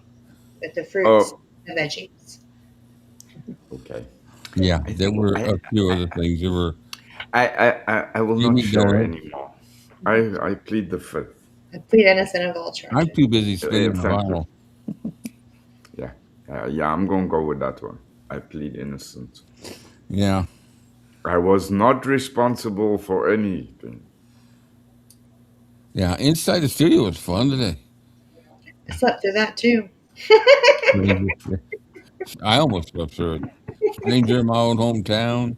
What a great, Patty picked some good songs. So, anybody Yeah. catch it on the replay if you guys get a chance. Make sure you wear headphones. It was a good set of songs, and we're starting our poll, our ring poll. Oh, On Sunday. So I'm gonna pick 5, and for those of you who want to add something or submit a entry, just send it to me through email or however you you got your can. 5 picked already? Pardon? Have you got your 5 picked already? Nope. Your I'm basements? gonna Yeah. pick them tonight. So if I you would like got to any, comment just send them to me. circle string. So if you're in Facebook, message me. If we're connected in Facebook, put it on. Send it to me in Discord or email me, and because I'm going to start off with 5, and then we'll just go. I don't even know. I'm sure there's a shitload of rings to go through, but I'm going to go with what you all want to add to it. So that'll be a fun one. We haven't done a poll. What was the last poll we just finished off? We finished off with the belts. Yeah. When wasn't it the belts? Yeah. Yeah. So this one will be fun. Trivia. I'm off of addresses now, so it'll be a That was different one. fun. That was a good one. Yeah. It was because you had to stop and think. Mm-hmm. The numbers from once you see the number, yeah, it looks familiar. But those numbers are in your head, but they're like jumbled. What is it? This? The dyslexia kicks in, and yeah. Yeah, and I like to put the multiple choice where the addresses are usually real close to the original number. So that kind of, so yeah, we'll have that. I'll have some more stories, and then another audience recording, our standard coffee date show, and then back to Lisa next week, and Clam Bake is the movie on Zoom, and Oh, yeah, good one, and then we'll have back to Elvis. What happened next Friday? Why the hell does the time go so fast when you do these shows? Yeah. We just came on. I know. Yeah. Yeah, we have it's like the radio show last night. Cam and I were doing that. All of a sudden I told Cam, I said, damn, we got only 30 minutes left. It just like went like that when you're sitting there listening to tunes and Talking shit. talking shit and watching the chat. It's hilarious. So we had some great requests last night from a lot of people. Fun. I like those radio shows. What else we got coming? What do you got coming up, Amy? You got anything? Yeah, I'm working on a show for the next 2 months from now when I do another one. We're talking about the origin of hound dog. So Oh yeah, we're that's a talking a little bit of Elvis stole it. Which also, the last time I posted what show I was working on, somebody else immediately did it. And so if you do this show, I'm going to publicly call you out. I'm just saying that. Anyway. Don't be idea stealing. irritating. It is irritating. Because, it takes me a long time to gather all the, what's the word? Material. Yeah. It's not that easy. to do a show and to have all the historical timelines in place, going back to like Big Mama Thornton and Don Roby and Peacock Records. That takes a lot of time to Yeah, learn. that's not a simple order. song to deal with. So please don't use ChatGPT and throw a show together because this came out of my mouth. Thank you. Yeah. Hey, ChatGPT. Tell me about Big Mama Thornton and Peacock Records and then miss a lot of this shit and get it wrong. Okay, cool. Yeah. And get back to me as soon as possible. I am live right now. My minions are waiting for the answer. What we got? And I bet you if you asked him about Big Mama Thornton, he'd probably say she's some lady that works down the street in a donut shop. Yeah, he has no clue. Yeah, but yeah, that's a very interesting story about how that song, and it wasn't even. I'm not gonna get into it. And who really screwed over Big Mama, and it was not Elvis. Nope. So.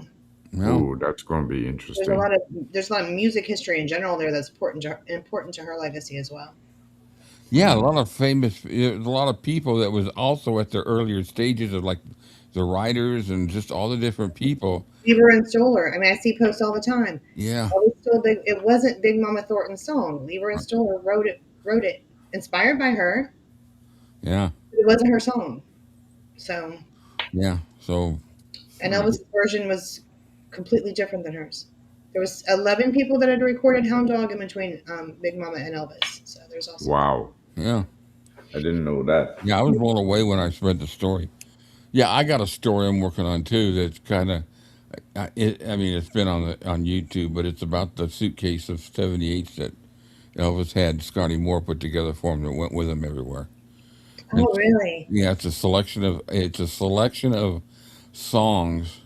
I mean, actual acetate records or whatever of his favorite songs. I can't remember the total. And, that would be amazing. And so he knew Scotty had the studio and everything, so he wanted Scotty to put him down to tape so he can listen to him while he's traveling. And that suitcase went with him when he traveled. Oh, cool. And the song list is just, it'll blow you away. Then I'm going to do one on the Creative Sound recording that was supposed to have happened in Nashville and never happened that night. The one where he went back. Is this the varying stories of why he? Yeah, there's different stories of why, and the way I'm going to present it is here's the facts that I've dug up. Here's all the information. Now you just decide what you think is what actually happened. And so I'm having fun with putting those together, and just do little. I don't know if I'll do them on a live stream or the 78s I couldn't, so I'll probably just put them out as videos and do premieres or something like that. Just digging into the different stories about him is amazing, and you learn so much. And yeah, there's so many different ones out there that just, wow, it's like I've gotten into all the guitars and where they came from and where they were bought and when he traded this one for this one and how much he paid. Scotty's got them all listed on his website. Every detail, every guitar. Wow. And he's got them broke down by performance guitars and broke down by movie guitars. And the J2 that he used in Teddy Bear on Loving You is the same one that he was using in the 68 special when he gave it over to Scotty and swapped him for the. I didn't know that. That's freaking amazing. Yeah, it's the same one. So. Very cool. I hear you, Joe.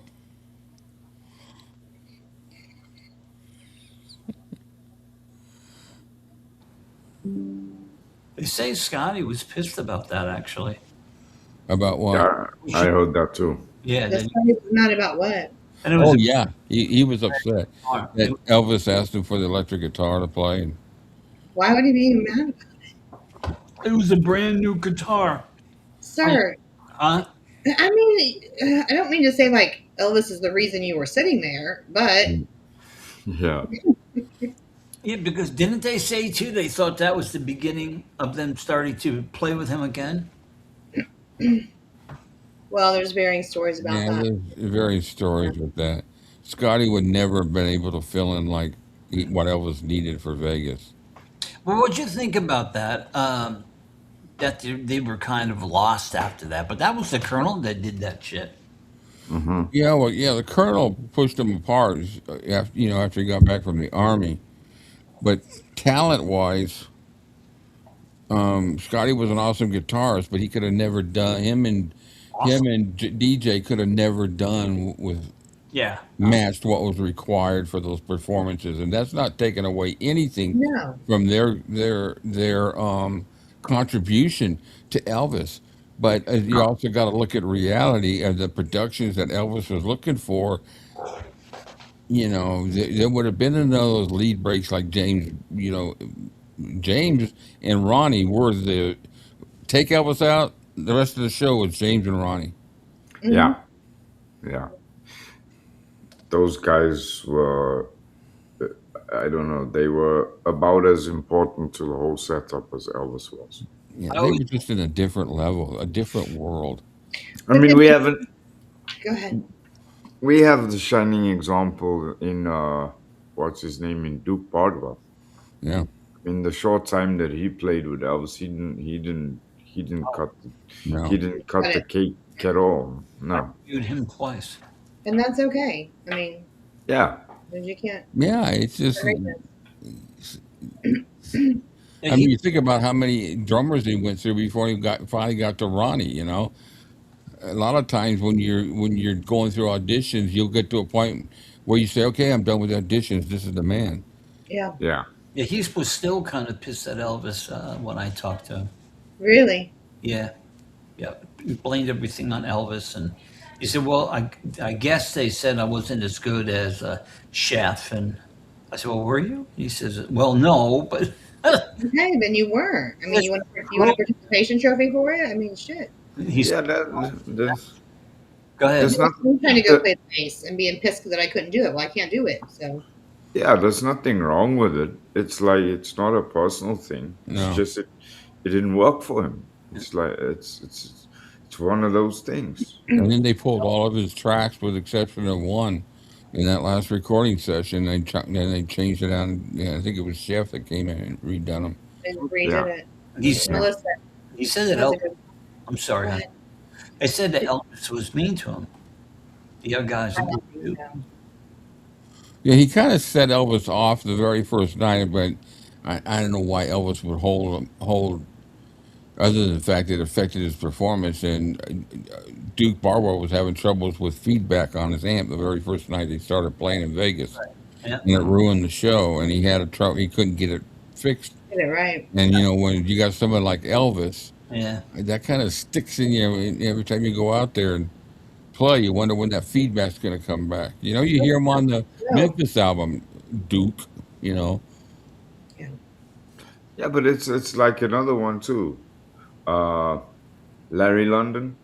Mm. He's not a shitty drummer, but he don't work for Elvis. You Elvis and Ronnie had this unspoken communication. They didn't have to. Elvis could have his back to Ronnie, and Ronnie knew that next move Elvis was going to make. Yeah. Especially that. Yeah. When he was moving his ass, and then he moved his leg, and Mm-hmm. And how close it came to Ronnie not even being in the band. yeah, Yeah. And then ironically to find out later that drums was never his mainstay. No. Yes. Yeah. It's crazy. It was Really? what was it again? You told me. He was a trumpet Yeah. player. He was a trumpet player. Yeah. Yeah. he was. Yeah. Yeah. Wow. Yeah, he It did. was. Him one of the very last times he played for quote Elvis when they do those concerts at Elvis Week and the guys come and play, and I got to see the last one Ronnie did before he passed, and he didn't come out and didn't come out and do the whole thing, but he did. He gave a little talk, and Glenn Hardin still comes and plays the piano. Mm. They have Elvis on the screen up, and it's just. It still gets you because you hear Glenn sit down and start the beginning of Bridge, and then Elvis is up on the screen, and Glenn always looks up at Elvis. Yeah. It's like, God, it takes him right back there. I saw Ronnie with Neil Diamond for 3 different shows, and the first show that I went and saw, I didn't know Ronnie was the drummer because he just taken it over, and so I'm on the floor probably 25, 30 rows back, dead center, so you can't see the drummer. And so Yeah. I'm sitting there, and Neil comes out. I'm pretty sure the opening was Coming to America or something similar to that. And I'm sitting there and I heard the drums kick in. I go, damn, that guy's a good drummer. And I told the person what I said, he's good. And then I think someone along, I said, I bet he could compete with Ronnie Tutt. He is Ronnie Tutt. And so Neil Diamond's sitting there going around and introducing everybody. He comes back and light shines on Ronnie. I go, well, fuck, it is Ronnie Tutt. I was just laughing so hard. You know, and he played for Neil.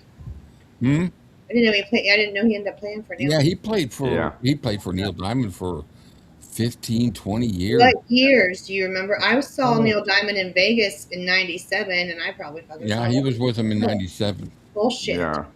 Yeah. No.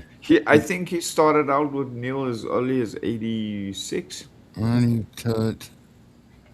I should have ChatGPT, didn't I? My sister got married out there in 96, 97. And so we went out, of course, and saw all the shows on the Strip. I always wanted a signed drumhead from him. I collect drumheads, and I got a couple of the other guys that were with him. I take that back. It wasn't 20 years; it was 40. Damn. Yeah. So basically, when Elvis died in '77, Tutt became the key part of Diamonds. So he went to him right after Elvis died, and then he retired in 2020 or 2019. It was about a year or two before he passed in 21. Did Burton? I saw him then. Didn't even know it. Yeah. Okay, but then I have another question. Yeah. Mm-hmm. If that's the case, then when did Dennis St. John leave Neil then? He left him. They had an argument. And Dennis St. John. Because Dennis St. John was still with Neil in '76. I wonder if Neil had somebody interim. Yeah. Or maybe just signed up. I was watching something that Larry Strickland was. It was the documentary about the Judds, and he was talking about basically, we don't think about this part, but when Elvis passed away, Strickland's like, we had no money, like we had no gigs lined up, it was just done. We thought this touring, and so he was talking about going back to just doing club gigs and how different things were. And was he married to not Winona, but her mother? Yeah, I think so. But I think they were on the outs at some point, and he came back to stay with her. Yeah, she was. They were. Yeah, God, I was almost right. Yeah, Dennis St. John was with Neil from '71 to '81, and then Ronnie came in. Was Burton with Orbison a lot? Because every time I seem to see Orbison, I saw James. Well, there was a tribute thing that they did with Orbison, and James played the guitar. Yeah, they and Elvis Costello, and there were several. They played the black and white night gig together. Yeah, great show. It's a great video. Burton's amazing. Yeah, and I just hope he stays healthy. He's had some tough years lately. Yeah. Say what you will, but who pulled up to Lisa Marie's public memorial in a wheelchair was James Burton. Really? When some family members said, we couldn't come out in the cold, it was too cold, and you can't do it. And here came James. I should try his number. You should. The thing down now, and the thing I'm grateful for though with him too, and sadly, Johnny didn't have the same thing. Luckily, James can still play. Yeah. I mean, can you imagine being someone like Johnny Wilkinson and having to go through that, and now all of a sudden you can't play at all anymore? Nothing. Yeah. Hell on earth. Melissa Burton's also defended Elvis against people like Brad. There's a fantastic Facebook post I need to send you, Rick. Yeah. Show where it was about a TCP cruise some years ago when they were all still alive, and James refused to go because some of those guys were going to be on it. And then old Marty came in talking his shit and insulting Elvis fans and saying if Elvis shit in our face, we'd thank him for it, and just disgusting stuff. And wow. So gross. Yeah, if you could get an interview, I would be so freaking psyched, man. Whoa. James Burton is a real one. That would be a double gummy day for me. Yeah, that's true. Melissa Strickland's another liar, saying he was the one singing bass on Way Down when he wasn't. Wow. Who said he was singing bass on Way Down? Strickland did. Strickland says he was singing bass on Way Down. No. No, he wasn't. No. No, Strickland wasn't even in those sessions, was he? I don't think so. No, because that was done in Grace. That was the Jungle Room sessions. Oh, you know what? I'm going to do my own chat. Do your research. I wonder. Not a researcher. I'm a dragonfly. Bert played with Merle? Yeah, he played with Merle. Wow. Do you think JB can still play the guitar behind his head? It depends on arthritis. I bet you if he put his arms up and if he put his arms up and somebody put it in his hand, I bet you he could. That's an easy thing, though. The last time I could do Johnny Be Good behind my head. Yeah. Oh, Joe, that's an easy thing. That easy for you to do, Joe? It's an easy thing. I'm sorry. I could do. I used to be able to do Johnny Be Good. Johnny Be Good was the only one I could do. Here I go. I'd sit there and I put my fingers on the very first notes and then go back and I suppose. But it's still okay. Let's see who was there. Hold on. Okay, so in the Larry Strickland was there. There's no way that low note is Larry Strickland. There's no way. There's no freaking way. You have the liner notes on the Jungle Room session? Oh, good point. I knew we kept you around for something. Smart ass, right? To bust his ass. No, legend. It's not just my smart ass mouth. Okay. No, it's the really cool T-shirt and mugs you get. That's right. Okay, some remixes. Put that in the order. It doesn't say. Has any videos been put up? Anybody check? I don't know. I heard a little bit of ranting lunacy this morning, and then I fell asleep. Oh, geez, he's off the. I watched the Donna Larry one. Oh, how disrespectful they were to that man. To who? Larry? Yeah. Karen kept interrupting him, and he got a little. You could tell he was getting frustrated because he wanted to finish his story, but they had to leave that on camera. They could have edited, done some creative editing. Yeah, I'm going to have Amy get his number and that for me, so I can just call him straight out because I'm having a computer problem. So, we're going to set that up so I can talk to Larry and get that done right. I interviewed him before, but it was a box that was taught. Oh. Yeah, it doesn't say who did the bass line in it. So. Okay, hold on. I got the liner notes from the Jungle Room. Oh, okay, cool. You might open it. It might be in the Life and Music too. Oh, damn! It doesn't go that far. Well, I'm gonna check here. Are you researching? Oh my God! Am I taking sources from my own collection? Oh, and then reading those things? You're a professional. Oh my God! I'm so horrible. I'm so full of myself, and my ego is very large. What the fuck does that even mean? Says the one that's ego is so fucking large you can't fit into a room. When people are jealous of people for just simply being smart. I mean, if somebody's smarter than me, I want to sit next to them and soak up everything about them. Well, there's no way we're going to get through a show without saying pickle. Pickle. I see nothing in here about Strickland. We did it. Rick, you upset about us talking about pickles? What? You get upset when we bring up pickles? No, why would I get upset with you? It's your show, and I didn't know if you were getting... Dude, I put a video up there saying Elvis... Well, I'm not going to repeat it now. I will.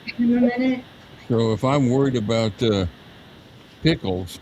So good. No, doesn't bother me. We're adults here. We're all adults. I mean, look, this was December at the Omni. Were you at that, Rick? 76. Look how good he looks. Oh Push yeah. to Oh, push to the right, Amy. you're talking about for December? There you go. Oh, that one. Yeah. Yeah. December 76. Yeah, he looked good that night. So you were at this one. Let me see. What's the date? December 30th. Yep, that's Yep. the one it was at. It's in the liner notes. It So was a 90-minute show. Mm-hmm. Yeah, he did such a night. Fairy oh tale. my god. I'm gonna have to get that so I can listen to it and think of you. Yeah, I got it. I haven't opened it up, but I got it on digital and I got it on hard copy. I'm going to give away the hard copy when we hit 30,000. I'll take it. Thank you. So one thing that came out on the interview, I've already shared it as a video, but there's one comment where Larry asked Donna, said, what was it? She goes, About "Oh, the you book. remember that when he was in the bathroom that you know that he was reading a book about Jesus?" She goes, "No, I didn't know that." Everybody knows that. I'm like, "Are you freaking kidding me? It's been 49 years since he died. You worked for Vernon afterwards. It's been, even non-Elvis fans know that." Yeah. And that was just a bull-faced lie. Okay, Melissa has just sent me some intel from the liner notes or the credits on Spotify for our group research. Okay, go ahead. Oh, okay. Charlie, you're right. He was in the Guinness Book of Records. Here we go. I got to the right part. Oh, you got something? So musicians, October 29th, 30th, 76. Right. James Burton, Charlie Hodge, John Wilkinson, and Chip Young on guitar. Bass, Jerry Schiff. Drums, Ronnie Tutt. Piano, Tony Brown. Electric piano, David Briggs. Vocals, Cheryl Nelson, Myrna Smith, J.D. Sumner, and the Stamps, Kathy Westmoreland. Overdubbed later, Randy Cullors on percussion. Mm-hmm. And steel guitar, Ben Myrick. And Moog synthesizer was Shane Keister. Who played the flute? Do you know? I don't. The flute. You know the flute? Now I know I on the recording it was definitely JD. Yes. Now Larry may have covered that note during a concert at time, depending on how Right. JD was doing that night. But if he's referring to, Larry was there, but I'm telling you, that low note is a JD note. That's a JD. It's unmistakable. Yeah, for sure. I mean, we all know that the three of them together used to hit the low notes. Yeah. In case one of the other ones didn't make it. So that is possible. But that's definitely JD's voice, though. Francis, I don't think so. Is the pretender talking to Larry actually himself? I don't think so, is he? Okay, let me just say how this works, because some of us have also spoken with Larry. Larry is very precious, and Larry is very sweet. Mm-hmm. We'll never say a bad word about Larry Geller at all. Never will. I think he's wonderful. Yeah. Larry is very gracious of his time with Elvis fans, and he likes to share his stories. And Larry messages a lot of people. So Larry is kind enough that if you message him, I have probably 50 messages from Larry Geller. Mm. Don't walk around like it's stupid. Anyway, and plus I don't betray people's confidence who talk to me, because they may not want you to tell that. They're called boundaries. Right. You might want to look up what that means. Also, anyway, somebody could message him once, and it's, oh my God, I'm talking to blah blah blah blah blah blah blah. Also, I don't want to talk to. I wouldn't brag about talking to Mindy Miller after the way she said the things she said about Lisa. Yeah. I don't know why that's a flex at all. I don't understand that. But that person protects Lisa and now protects Mindy. Yeah. But okay. Bragging about talking to Navarone. Navarone spoke to me on a live. Navarone was on live last night, drunk on Cooter Brown, and there was like 40 of us talking to him. I mean, they have really trivialized Lisa. Huh? Really? They've trivialized Lisa. Oh, big time. Now they got to timeline Lisa's dates to see where she was from 70 on. And get the fuck out of here. Yeah. That guy would be grateful. That guy would fucking get his giblets in a knot if he fucking spoke to Gitlow. Mm-hmm. Yeah. Well, that's what's happening. He's He's desperate. That's what, I am. Yeah. So, but look who he's aligned himself with. yeah. Donna. Mhm. Yeah. We know what her character's like. Yeah. Ginger, nothing like Donna, but still, Yeah. Mhm. fits in with that circle somewhere, whether she's on the edge or inside. We Right. got Navarone. He wants to speak to Navarone. And he Why? wants to speak to Navarone, and there was one other one. Jeez. I don't know, but I mean, It- honestly, Ginger, I have nothing against Ginger other than I found it in very poor taste immediately after, and this is not me bashing anyone, this is me having, what's it called? Strong opinions. To say bad things about Lisa Marie. You can disagree with her, you can say I don't see it that way, you can, this is not the impression I had of our relationship. I thought we got along well, but the comments that were said and liked by Ginger that I sent you, Rick, and that were allowed to stay on that page about Lisa, no. And so I no longer want to deal with Ginger, and that's my right to do that in protection of Lisa.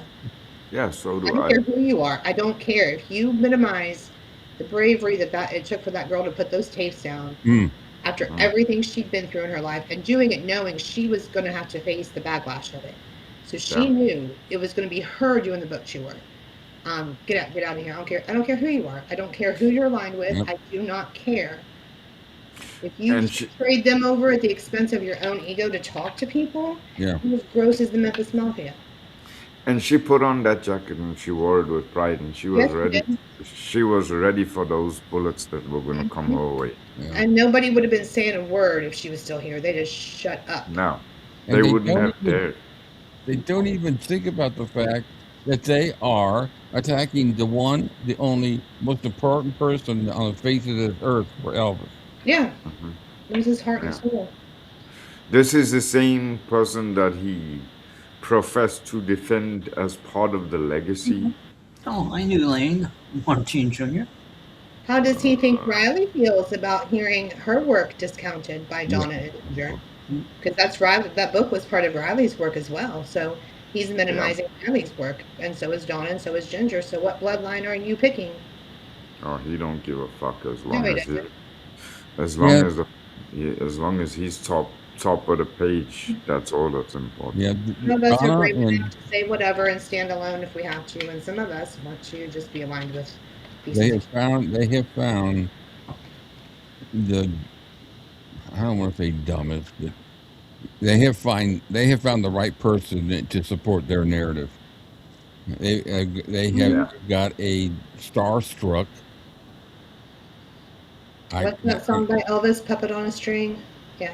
Yeah, Yeah, there you go. yeah. That's a perfect analogy. I don't like people who throw names out like he does with Larry and You don't do that. huh? You just don't do Yeah. that. Yeah, you don't do that. And I love when you can't tell when he's actually talked to somebody or just in I am. Is it I am? I am. Yeah. Yeah, when he I ams, and I don't think he talks to them. He Uh-huh. gets catfished more than he knows as well. Yeah. Because he doesn't source anything. Well, what else did he say? I forget. But I hate how people throw names out there like that too. But did I tell you I knew Lane Martin Jr.? You who? Say, you cut out? Lane Martin Jr. I don't know who that is. Who is it? He's a composer. He wrote. He just had his name up there. Oh, damn it! I hate. Oh, on the list. I got you. Oh, hold on. Yeah, he wrote one of the songs. Lane Martin Jr. Oh, Lane Martin. Yeah, he's a composer, lyricist. How cool! Did you interview him? No, I met him at a wedding. He, my brother-in-law, married. He wrote way down. Married his Cool. not granddaughter, but niece. Wow. Really nice guy, and he wrote me up. He wrote out the lyrics to the song, and then he sent a whole big package. It's so cool, you know. What was it? Oh, Martin Jr. Blah blah blah, and a big sticker, and it felt so cool. So freaking cool, Joe. Put a little letter inside of it to me, and it was really cool. Yeah, I was saddened when I heard that he passed. Mhm. So I just threw a name out there. But that's part of history. That you had that interaction in person. Mm-hmm. Great That's memories. cool. Maybe I should wake up every morning and go live and talk about the people who messaged me while I slept. Who would give a shit? I mean, well, honestly, some people probably would be real interested. With Yeah, it's that's the irony of it, and I think I commented on one of the videos. I can't even remember which one. Exactly that.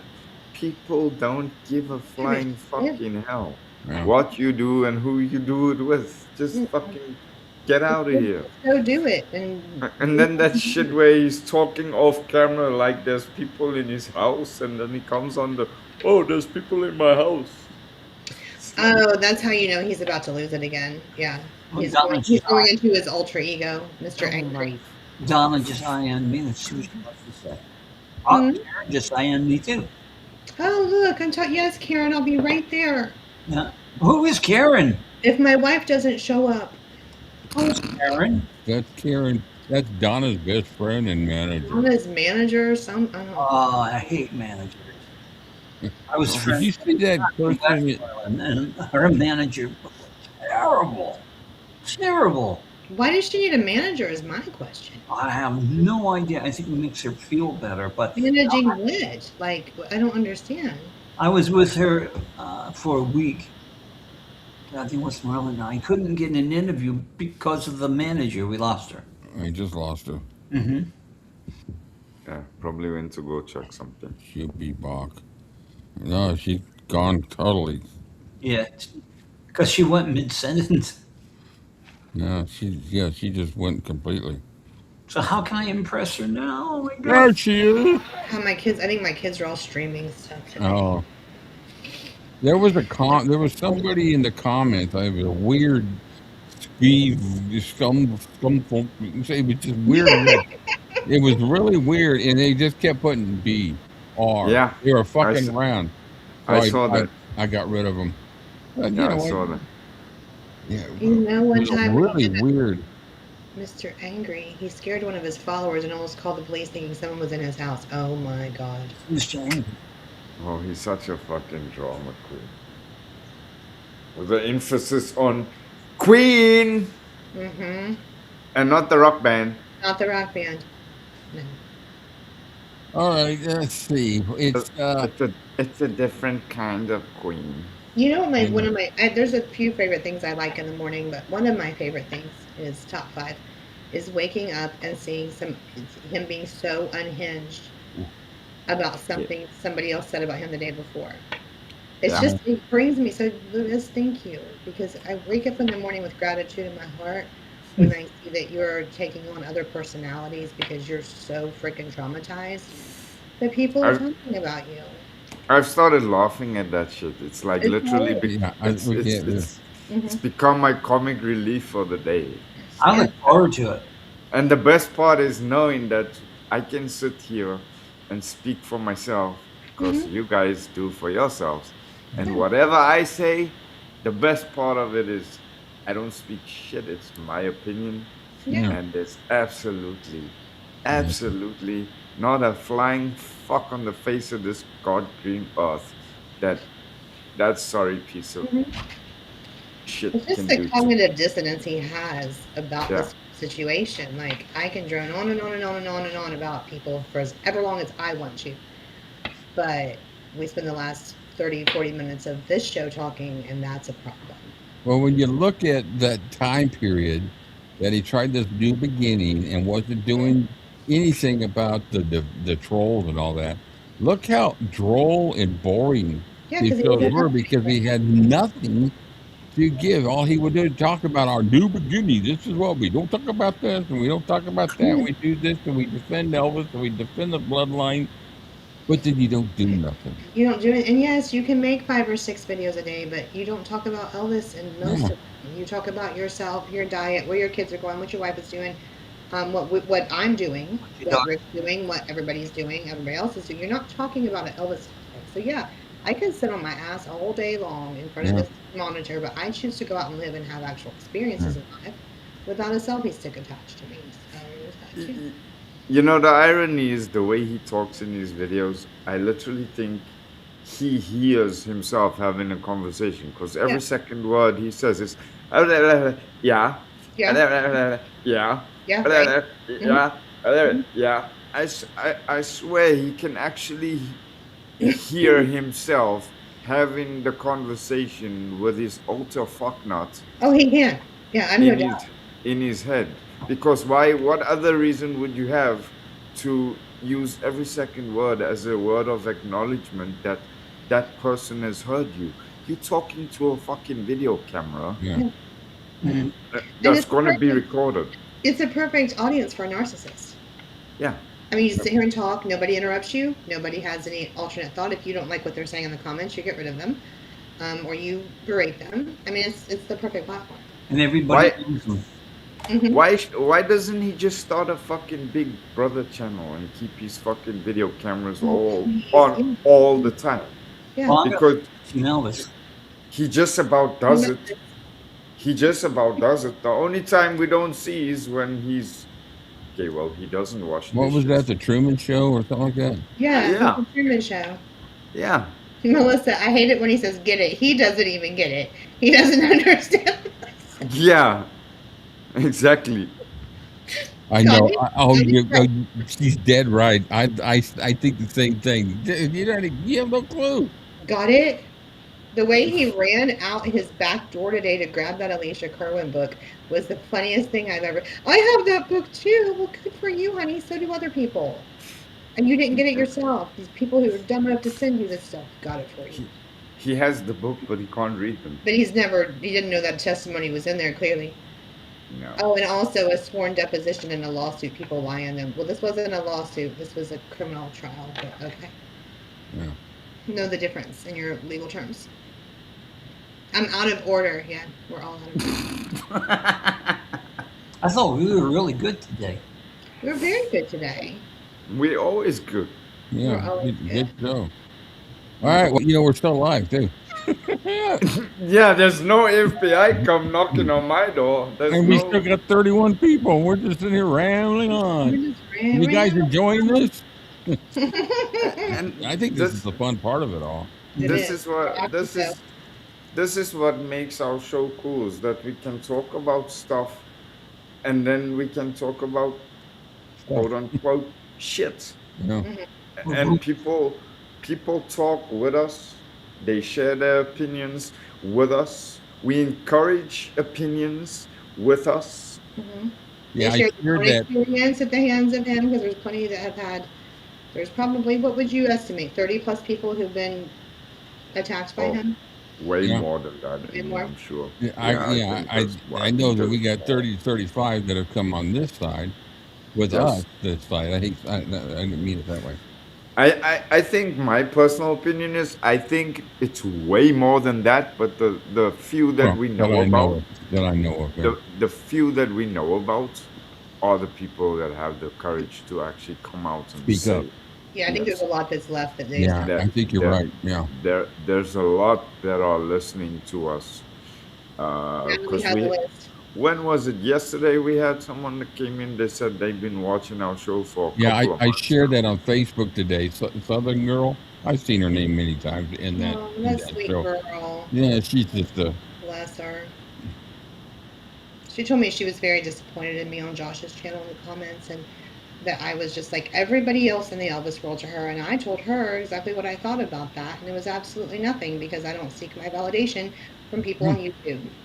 Mm-hmm. So don't like me. It's better for me, honestly. The fewer people that like me, the less people message me. So please don't. I hate it when people judge our channel without ever watching our videos. Yeah. But then again, I get some kind of twisted psychological kick from listening to idiots like this judge me, and then I think to myself, oh boy, you have no fucking idea. Yeah. You think I'm nasty? You think I'm nasty now? You think I'm evil now? It's like fucking you. You ain't even scratched the fucking skin. Melissa's right. Did you see? She's absolutely spot on. I know I can't see it. I'm sorry, I put it up. Hold on. Natalie's got a list. Of course she does. He demands everyone like Donna. Everyone like Donna, because she thinks if the red carpet is rolled out for her, conversion, it'll get him there too. Well, that's never gonna happen. She will never get her ass back on the grounds of Graceland. And whatever you smoking to believe that that's going to happen, keep smoking that shit, buddy. I remember that. Too. He watches his comments. I mean, I had made a comment on Josh's channel, and it had been up for a couple months. I just shared my experience, and he made a whole show about me commenting. I mean, get a life, dude. Seriously, if we reacted to everything he did, didn't we really get him worked up? Can you guys see this ring, this horseshoe ring I have on? Yeah. You know what's in the middle of it? That blue? Yeah. It's a piece of Elvis's clothing, authenticated by Linda Morris. Oh, wow. Yeah. Wow. See, this ring is a diamond Elvis Peaky ring I got from Lil Hayes. See these two TCBs, Lewis? 2, not 1, 2. And I can take showers in mine. So go that. go find something to do. That's funny. This is what he does, right? Like, oh, look at my TCB on. Hold on. Shut up. Like, it's like, you know, the good thing though is that I look at it this way. People that don't like me because I'm too spicy, I look at it and go, well, not everyone likes a spicy meal. Yeah, but I do. And that's okay. But I'm not gonna water myself down to fucking jello because somebody can't take the heat. Nope. What does the old saying say? If you can't take the heat, get the fuck out of the kitchen. Exactly. Yeah. And not everybody's cup of tea, and that's okay. We're not supposed to be. We're not supposed to be. It's like that's why I said on the video the other day. I don't really care if you do what channel you do. Spangelo, yes. If you have a piece of the clothing swatch, look, I'll send you. Email me, and then I'll send you the link to the girl who did it, who makes the jewelry. You know, the cool thing is that, and this is something I never ever thought I would get to, but looking back now, I'm fucking grateful that I did. This place gave me the courage to say, I like who I am, I like where I come from, and I fucking can't wait to see where I'm going. Yeah. Hey, Amy, you and I could get the curtains from Vernon's place, and we can do about the same thing. We could.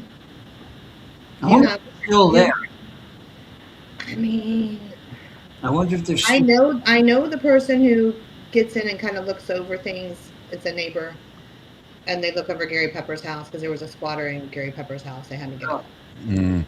So maybe I can find a way to get in. Well, the building's gone, but maybe it's somewhere. Everything is somewhere. Okay. Yeah, my email is on my channel. I've gotten some really nice emails about the show we did as well, Rick. Just some really sweet. Yeah, I've been watching it and watching the views and. There was one lady that told us we were stupid and we needed to shut up. But I told her that that's not how that works. That she can just watch it. What a nice compliment. I know. What it's is so us, and that we're not defending Elvis. That absolutely did defend Elvis. I'm sorry. It's so sad that people have those reflections of themselves. That they stupid. How terrible. Do they not know how detrimental negative talk to self can be? No, it's really detrimental. Shame. Because as I said previously, somebody calls somebody out for being stupid. Well, indirectly, you're referencing yourself because your brain doesn't know the difference between internal dialogue and external dialogue. It's only the consciousness that tells you the difference. So, shame. I really feel sad that these people deep down inside feel that they themselves are stupid and irrelevant and pointless and dumb and all the rest of shame. But I'm going to steal Joe's line. We'll pray for you. We'll pray for you. Maybe I should take a dog walk with a selfie stick. Walk around and just talk into it. My random stream of consciousness thoughts of I'm making chicken quesadillas for dinner and what I'm going to get on my grocery order, and nobody gives a shit. Yeah, you and I both know there ain't no fucking way in hell you're going to take a dog walk with a selfie stick, even if you wanted to. Even if I wanted to. God, there's times you want to be away from people. My God. I had to do. I had to get my selfie stick one day, and from my chair, I'll just keep moving it around like this. Today, we're gonna try. Spinning it my around God. and doing different backgrounds. Yeah. Yeah. And I can throw the background like different scenes. And oh, know what I'll do is I'll put his neighborhood in the background. You know what you should in your neighborhood. you should get yourself a cheap ass phone and hook it up to your cameras, but you mount the cheap ass phone in the middle of your ceiling fan. And every now and again you just feed the phone's feed to your computer and you show us The fan. That would be amazing. Spot the difference. It can be like a Finding Eldo. Yeah, when I'm making these videos for the Facebook page, I'll be sitting here and I'll come across and something will tickle me about what I'm putting together, and I'll just get laughing so hard about just the audacity of some of the shit that he does. I just know this is good. At one time, what he does, and if he says just a minute thing, it would have really bothered me if it wasn't for Lee. I was terrible. The littlest thing that was said, I went crazy and almost quit twice. But even, now it doesn't bother me whatsoever. I was the same, Joe. I was the same. People's opinion of me for a long time in my life defined who I was as a person. And if I knew somebody's ass was sour because of something I did or said, or possibly inferred, my world would come to a standstill. I would literally have sleepless nights because, oh my God, this person thinks this, and oh my God, this person thinks that. And thank God I went on the journey that I've been on. I woke up one day in the beginning of October where I got a completely different perception on life. And it was like, you know what? It don't fucking matter. What matters at the end of the day is what you think about your life and where you're going. Yeah. And the people that really give a shit about you, you will know that. It will never be needed to be questioned or doubted. Those people will be inherently known to you. To anybody that you have to prove your worth to, that person shouldn't be in your life. No, it's not worth it. No. And my best relationships with people have come out of horrible situations in the Elvis community. My girls, you guys, like my girls, separate situation. You guys are from this, and like I know we're all there for each other, no matter. We don't have to question any of it. I don't think people, the community here, they know that we've got a nice, close-knit relationship here. But I don't think they really realize how deep it goes between the four of us. We have conversations afterwards, and we're there for each other when they need to. We need to be for anything. It doesn't make any difference, And I haven't had that in years with anybody. I think my wife, but I don't. That's on a different level. That's on a different. Yeah. That's the word I'm thinking of. Yeah. I think it bothers some people that they can say things and do things like that, and it doesn't bother us. I think. It does not bother us. You can say as much as you want. He can say as much as he wants to, and he knew this about me before we. The thing is, he knew me well enough to know I wouldn't care, and that's why he keeps doing it. He thinks one day I'm going to just start crying, and no. And that comes down to what Amy said earlier, and I agree 100%. I don't need anybody else to make me feel good, because I know that the three people that are sitting here with me at this point in time, I know that if my journey had to come to an end right now, there would be three people in my immediate surrounding right now that would go, shit. Yeah. It would be life-changing to lose any one of you. Yeah. What's that, Joe? Is that what you said? They would give a shit? Yes, of course they would. He's messing with you. I know. I know. Okay. I'm going to give you some private lessons, Joe, real soon, and I'm going to teach you some words and in sign language. That way, when we need to, we could just sign it. There you go. Like You are muted. It's like the only regret I have with this setup, with everybody here, is that when that feeling comes, I literally can't put out my arms and give each one a Yeah. hug. Yeah. I said that to my wife, that I wish, I said, you guys are friends. I said, but what bothers me the most is I will never be able to shake your hands. Never say never. Yeah, never say Never never. say never. Never say Never say We're all never. going to be in Memphis. One day we might all roll up on an RV Yeah. that I'm driving recklessly Come to New down York. the Who street. knows? Yeah, we come up to New York. We have a If we party. still had that fake bus at Graceland, I would steal it and we would drive that up there. You trying to tell me the Elvis bus that was there was not the real Elvis bus? No, it wasn't. Oh my God. I know. What the hell? I mean, EPE rented the damn thing. They don't know. Mm-mm. It's very similar, but if you compare the pictures, like coming out of the driveway and the top of it, there's different angles to the. Yeah, it's the whole thing.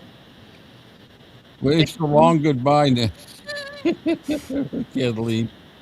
No, we're just talking about the.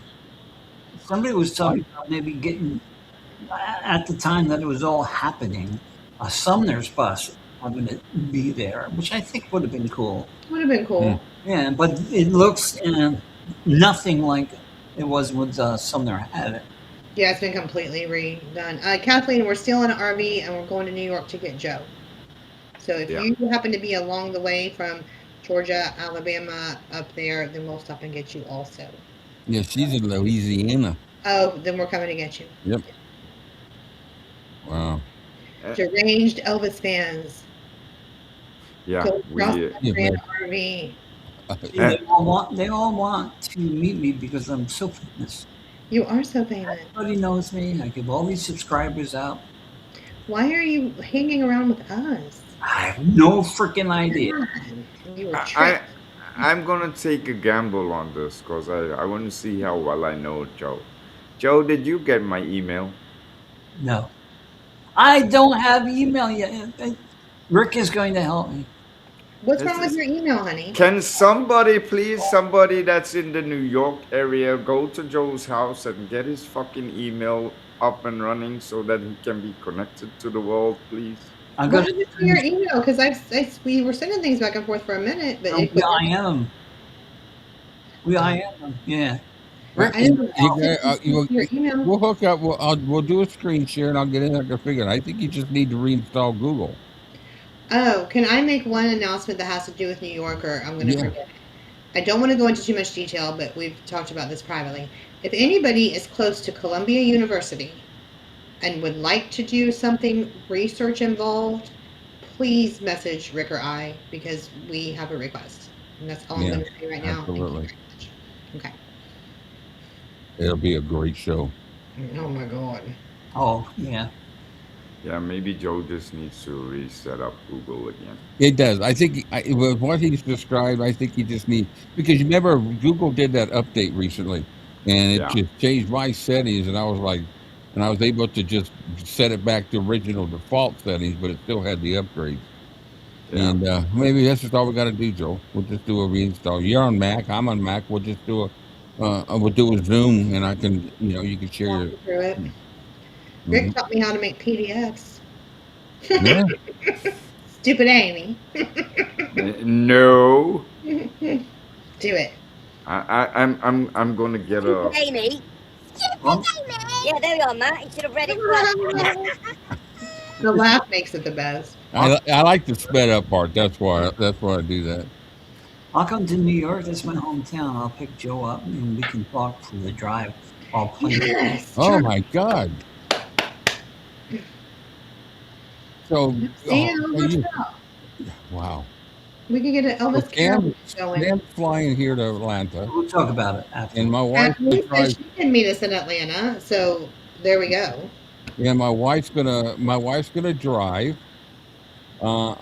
drive us up there. So we, depending on who wants to meet us in Atlanta, have a little night before barbecue or something. And then we'll just hit the road, go away. We'll stop by Tupelo. and because Tupelo's on the way. It's a 6-hour drive from my house to Graceland. Oh, you poor guy. Hey, any news on handicapping the jet? No, they just gave me a very nice, like, we're going to take what you said into account. Blah, blah, blah, blah, blah, blah. That's one of those things that it's going to take a petition. Yeah, it's going to take more than just, you know. But I'd like to see them adjust it by the 50th, you know, obviously. But, ADA is federal, so if they're not doing ADA stuff, they could lose federal funding on some things. Whether that'll happen because, you know, of just a ramp, I doubt it would. But, you know, enough petition and enough input. I mean, they're not talking. We talked about what they should do. Use one of those guys. Not hard, yeah.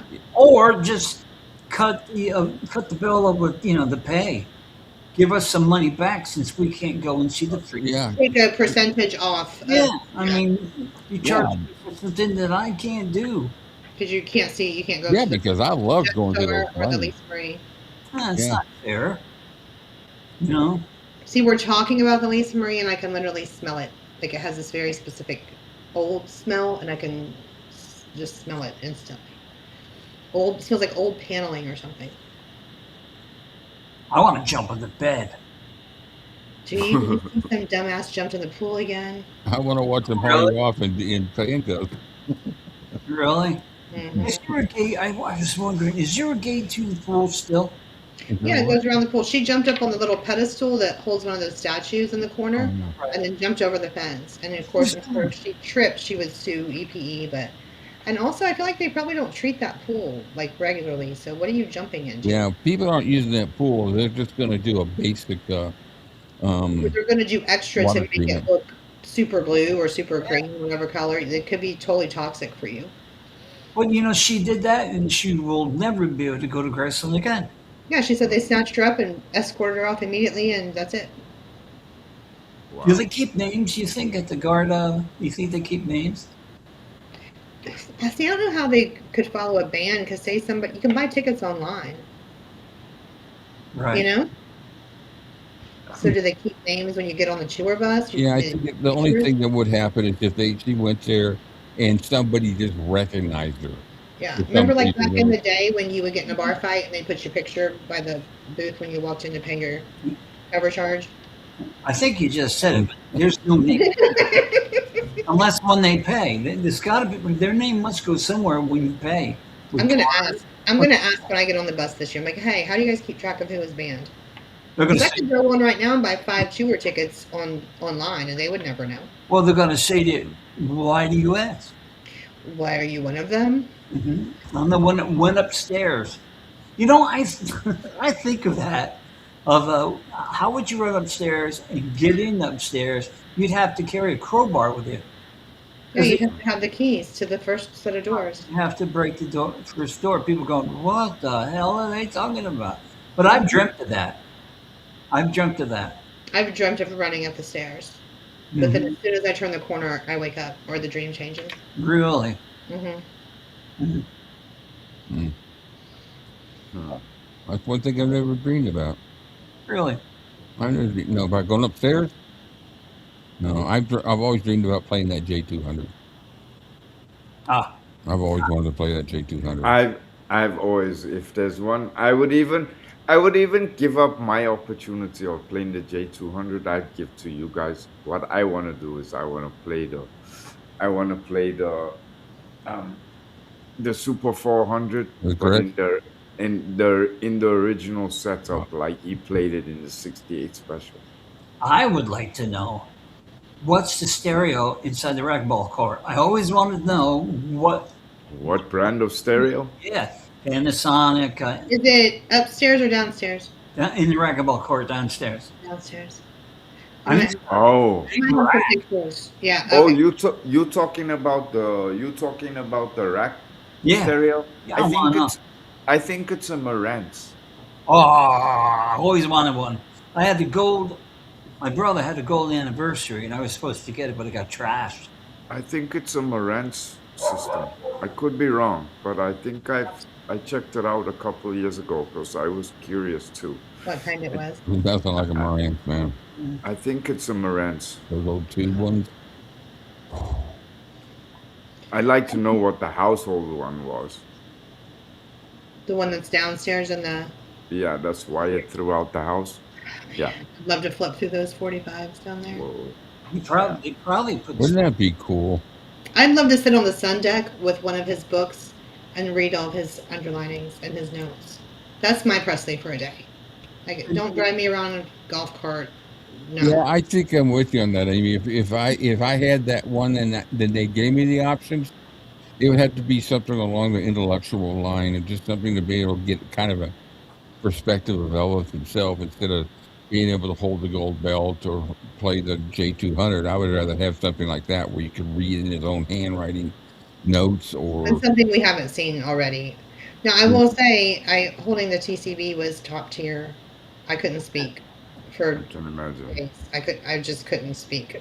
I was just like. around his neck. Wow. Well, no, his TCB ring. We got to hold it 2 years ago. I was a ring. And I was about to cry now. Just think. I mean, when he put it in my hands, I was just like thinking it was the last piece of jewelry he wore. You know, and I just was like the whole time they're taking pictures, and I'm just like this, like trying to look inside. And then when he took my pictures, he was moving, so they were blurry. So when I sat back down, like, oh, gotta hold it again. You messed my pictures up. I gotta have. So I got to hold it twice. I would just like to sit I like to sit downstairs in the TV room and just spin a couple of records, but like at high volume, like he would listen to. Like he would do. Yeah. I like to sit in the panel fan. Yeah. Are we going to have another fan? Yeah, we're going to have another one a week from this Monday. I've got stuff put together. I've sent back. I got some correspondence from EPE regarding what we should be doing, and we're pretty much online for what we should be doing. But I want to have one to brainstorm of getting a plan together to really push this thing out and start getting people to sign up for to join the fan club. And so I just need to understand how to do that as far as, I don't know if anybody runs a fan club, do I? I do. I did. Oh, do you? Oh, you did, didn't you, Joe? Yeah.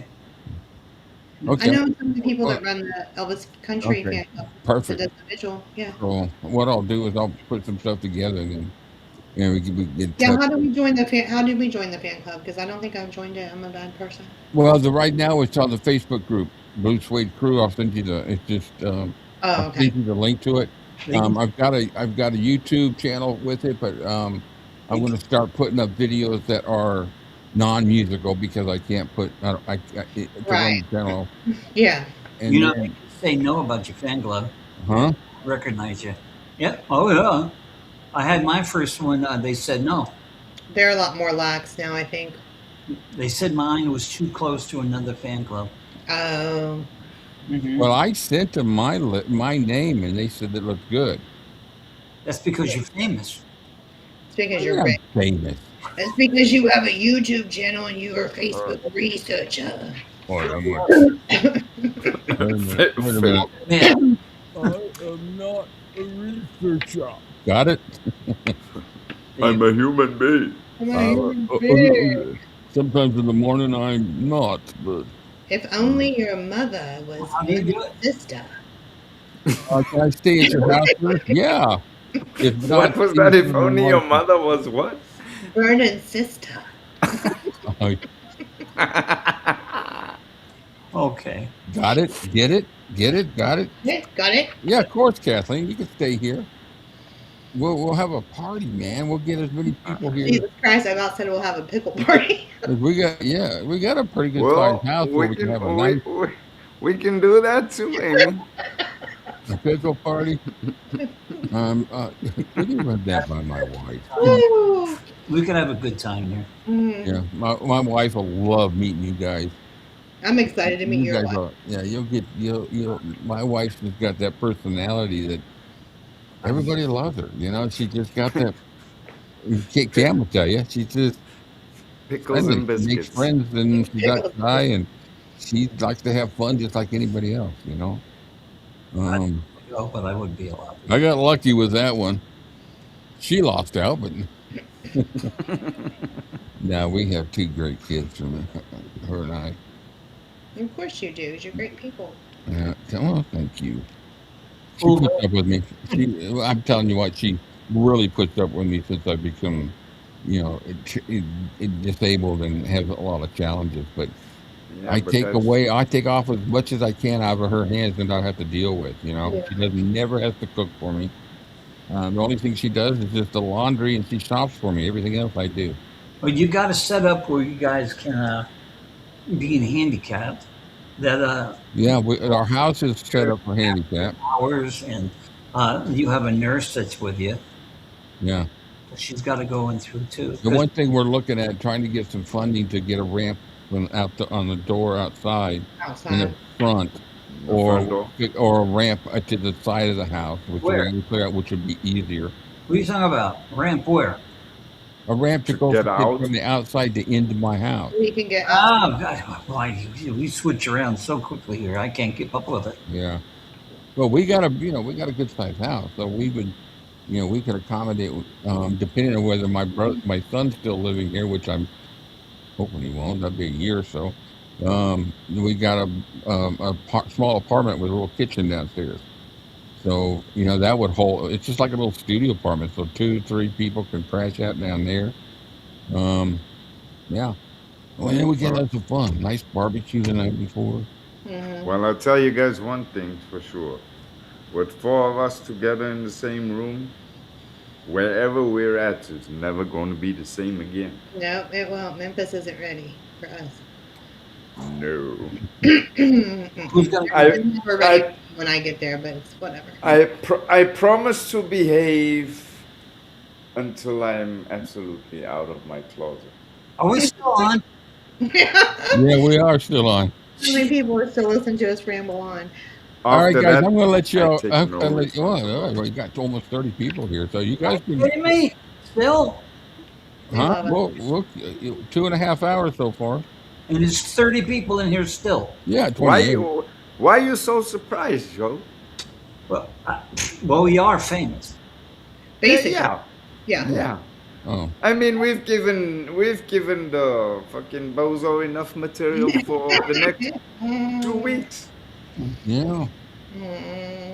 Well, put it down to this: we've done our good deed for the day. Yeah. I always like to help people with content, so it's just I'm continuing the Lord's work. I enjoy the show, and I enjoy reading the chat, and I can see that the show makes people happy. It does. Yeah. And that's there's days that I come on this show that I just don't feel well, or I'm just bummed about something, and we could be into the show 10-15 minutes and it's all gone. Yeah. Yep. Yeah. True. Yeah, because we all have no reservations. We have no shell around us. We are who we are, and take it or leave it. And, if you don't like it, then move on. But nobody moves on. I was really nervous when Rick first asked me to come on the show, and I was like, well, how are Joe and Cam going to feel about it? Remember? I'm like, you make sure it's okay with them? Are they going to feel? And now it's just I've been here forever. Yeah. When Amy and I did the first Grifters thing, that was the first thing we did live. It was on a Monday, and it was just you and I, right? I think Joe was on. That's right. Joe was in the Cam wasn't because Cam wasn't. Yeah. Yeah. So it was that time I had the internet. My internet was out. Right. Yeah, That's right. it was. So we did the. Was it the Lisa one or was it the Friday one where you joined in and with Amy? It might have been a Friday one. Yeah. Yeah, and so I just told Cam, I said, see how it goes with you. Yeah, it was a Friday one. And at the end of the show, he says like, oh yeah. We knew it'd be cool because we need a female. We needed something to break it up. Well, it's nice to have that. Yeah, it's nice to have that variety, But it's because you it's get like different perspectives. it's like what happened the other night too when we were talking, and it's literally like that. It's the show evolves. We come on here, we do the show, All right, and then Charlie. Thanks, buddy. Charlie. as the show is going on, it evolves and evolves and evolves, and it's almost like when we eventually get to wherever the end is, Yeah, it's like, fuck, I don't want to go. I know. Yeah. Why do I have to go? It's like, well, I feel there's a cognitive shift Yeah. that has to take place, that I have to take myself from one place and place myself back into another space, not because I want to, but because I have to. Back to reality. And then I find myself asking myself the question, why do I have to do this? See, I don't have as much pain being on here. No, that's Because I don't. good to know. Huh? I said that's good to know. That's amazing. Yeah.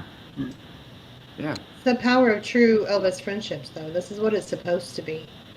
Yeah. Wish everybody could have it. I know. Truly have it. It's There's no jealousy. There's no ego. There's no. It's just authentic friendship. Yeah. But you know, Joe, that's the sad thing, is that it is freely available.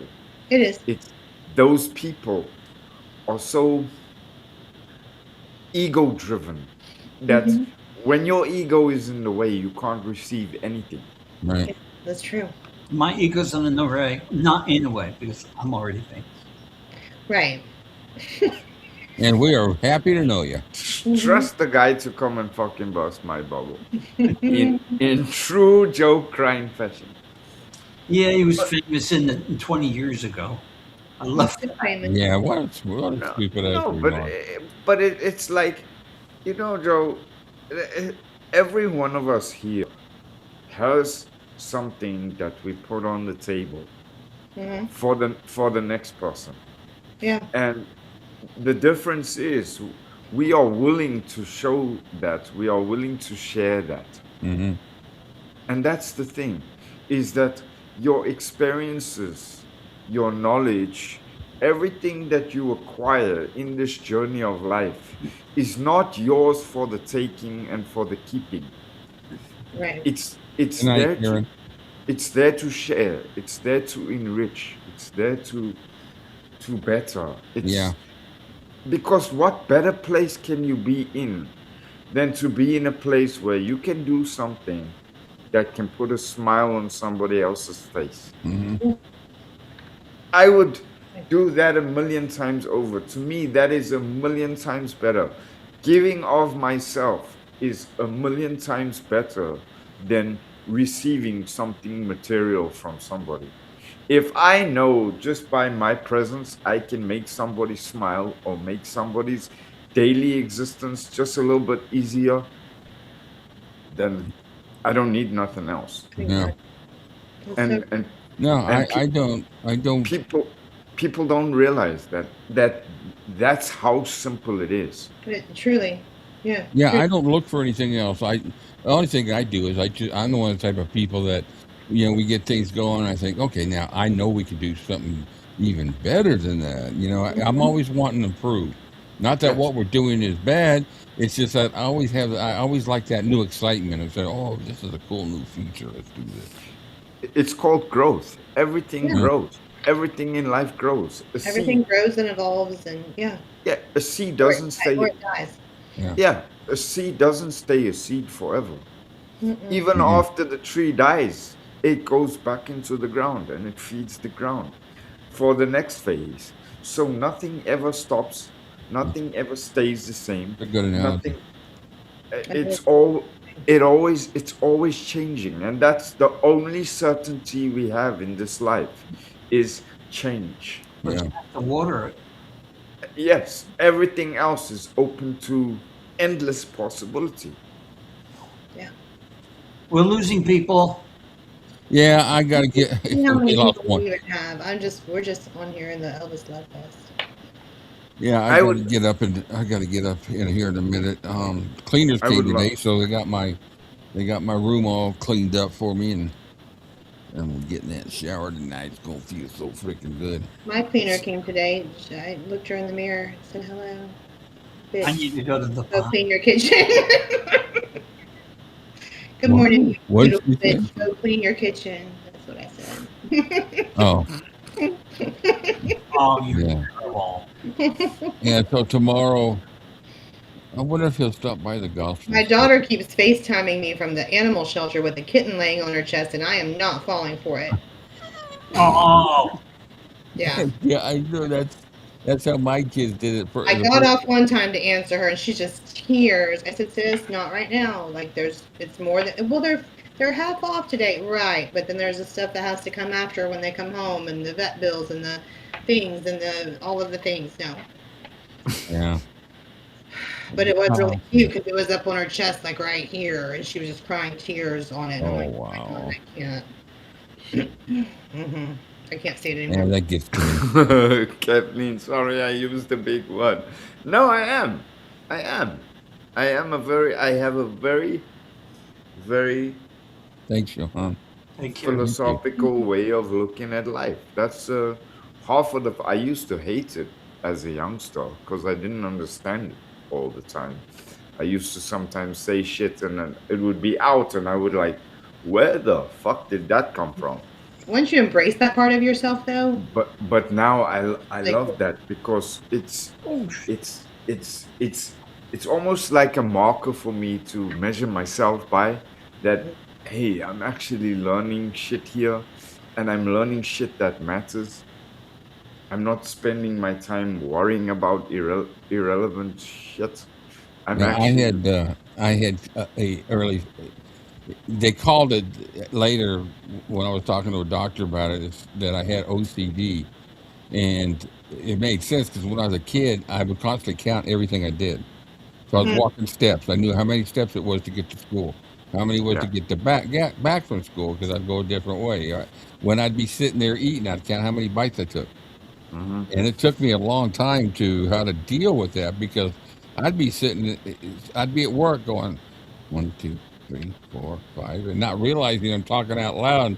My boss would go, Rick, stop counting. I bet you're really good at pattern recognition, though. At what now? At pattern recognition, Oh, I bet you're really good yeah. at pattern recognition. Yeah, when they did the ASVAB test for me when in school for the what is it for? It's for what's your mind? Are you mechanical? Are you mathematical and all that?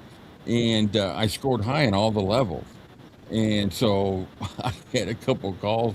This is when I was 18, and so I had a call from the local police department. Wanted to know if I'd come to work for them.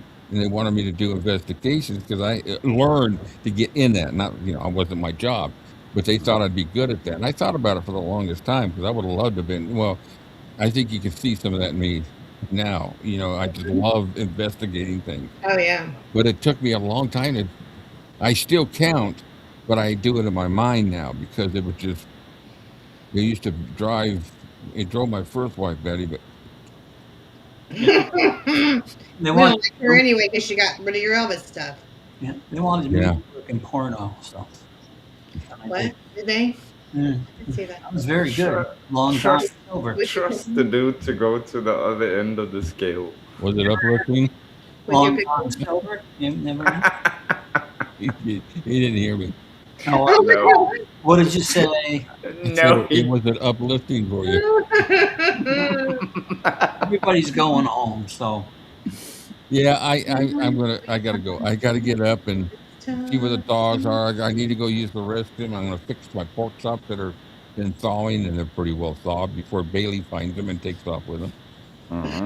Bailey is almost to the point of opening my refrigerator door now. Wow. Deliver for you after that. It's a little small refrigerator I have in here, and she's been taking her paw and trying to pry the door open. Oh. Yeah. I'm going to wake up one morning, the door's going to be open, and my turkey slices or whatever is going to be Everything. gone. Your pickles will be gone. So I had to block her way to get to it now. And Finnegan's gonna be sitting in the corner going, Yeah, he's I going. don't know nothing. Think about it. I know nothing. I know I nothing. know nothing. I didn't see shit. Yeah, I didn't see nothing. I'm not telling. She'll kick my ass, man. No freaking way. That little bitch sister, man. All right, guys. Hey, listen, everybody. Thank you, everybody, all the way down the list. Kathleen, Melissa, Natalie. I can't name you all. Everybody. We enjoyed this. Thanks for the chat. Thanks for the visit, and thanks for the love you give to us every single time we're on. Really appreciate it. And Joe and Amy and Cam, I thank you. And to those that are gonna be negative towards us and come and watch our videos to give us negative comments, thank you so much for your encouragement. All you guys are doing is showing us that we're on the right track. Yeah, Thanks I will be here. I will pray for you. We will pray for you. All right, bye, guys. Bye, y'all. Bye, guys. See you all tomorrow.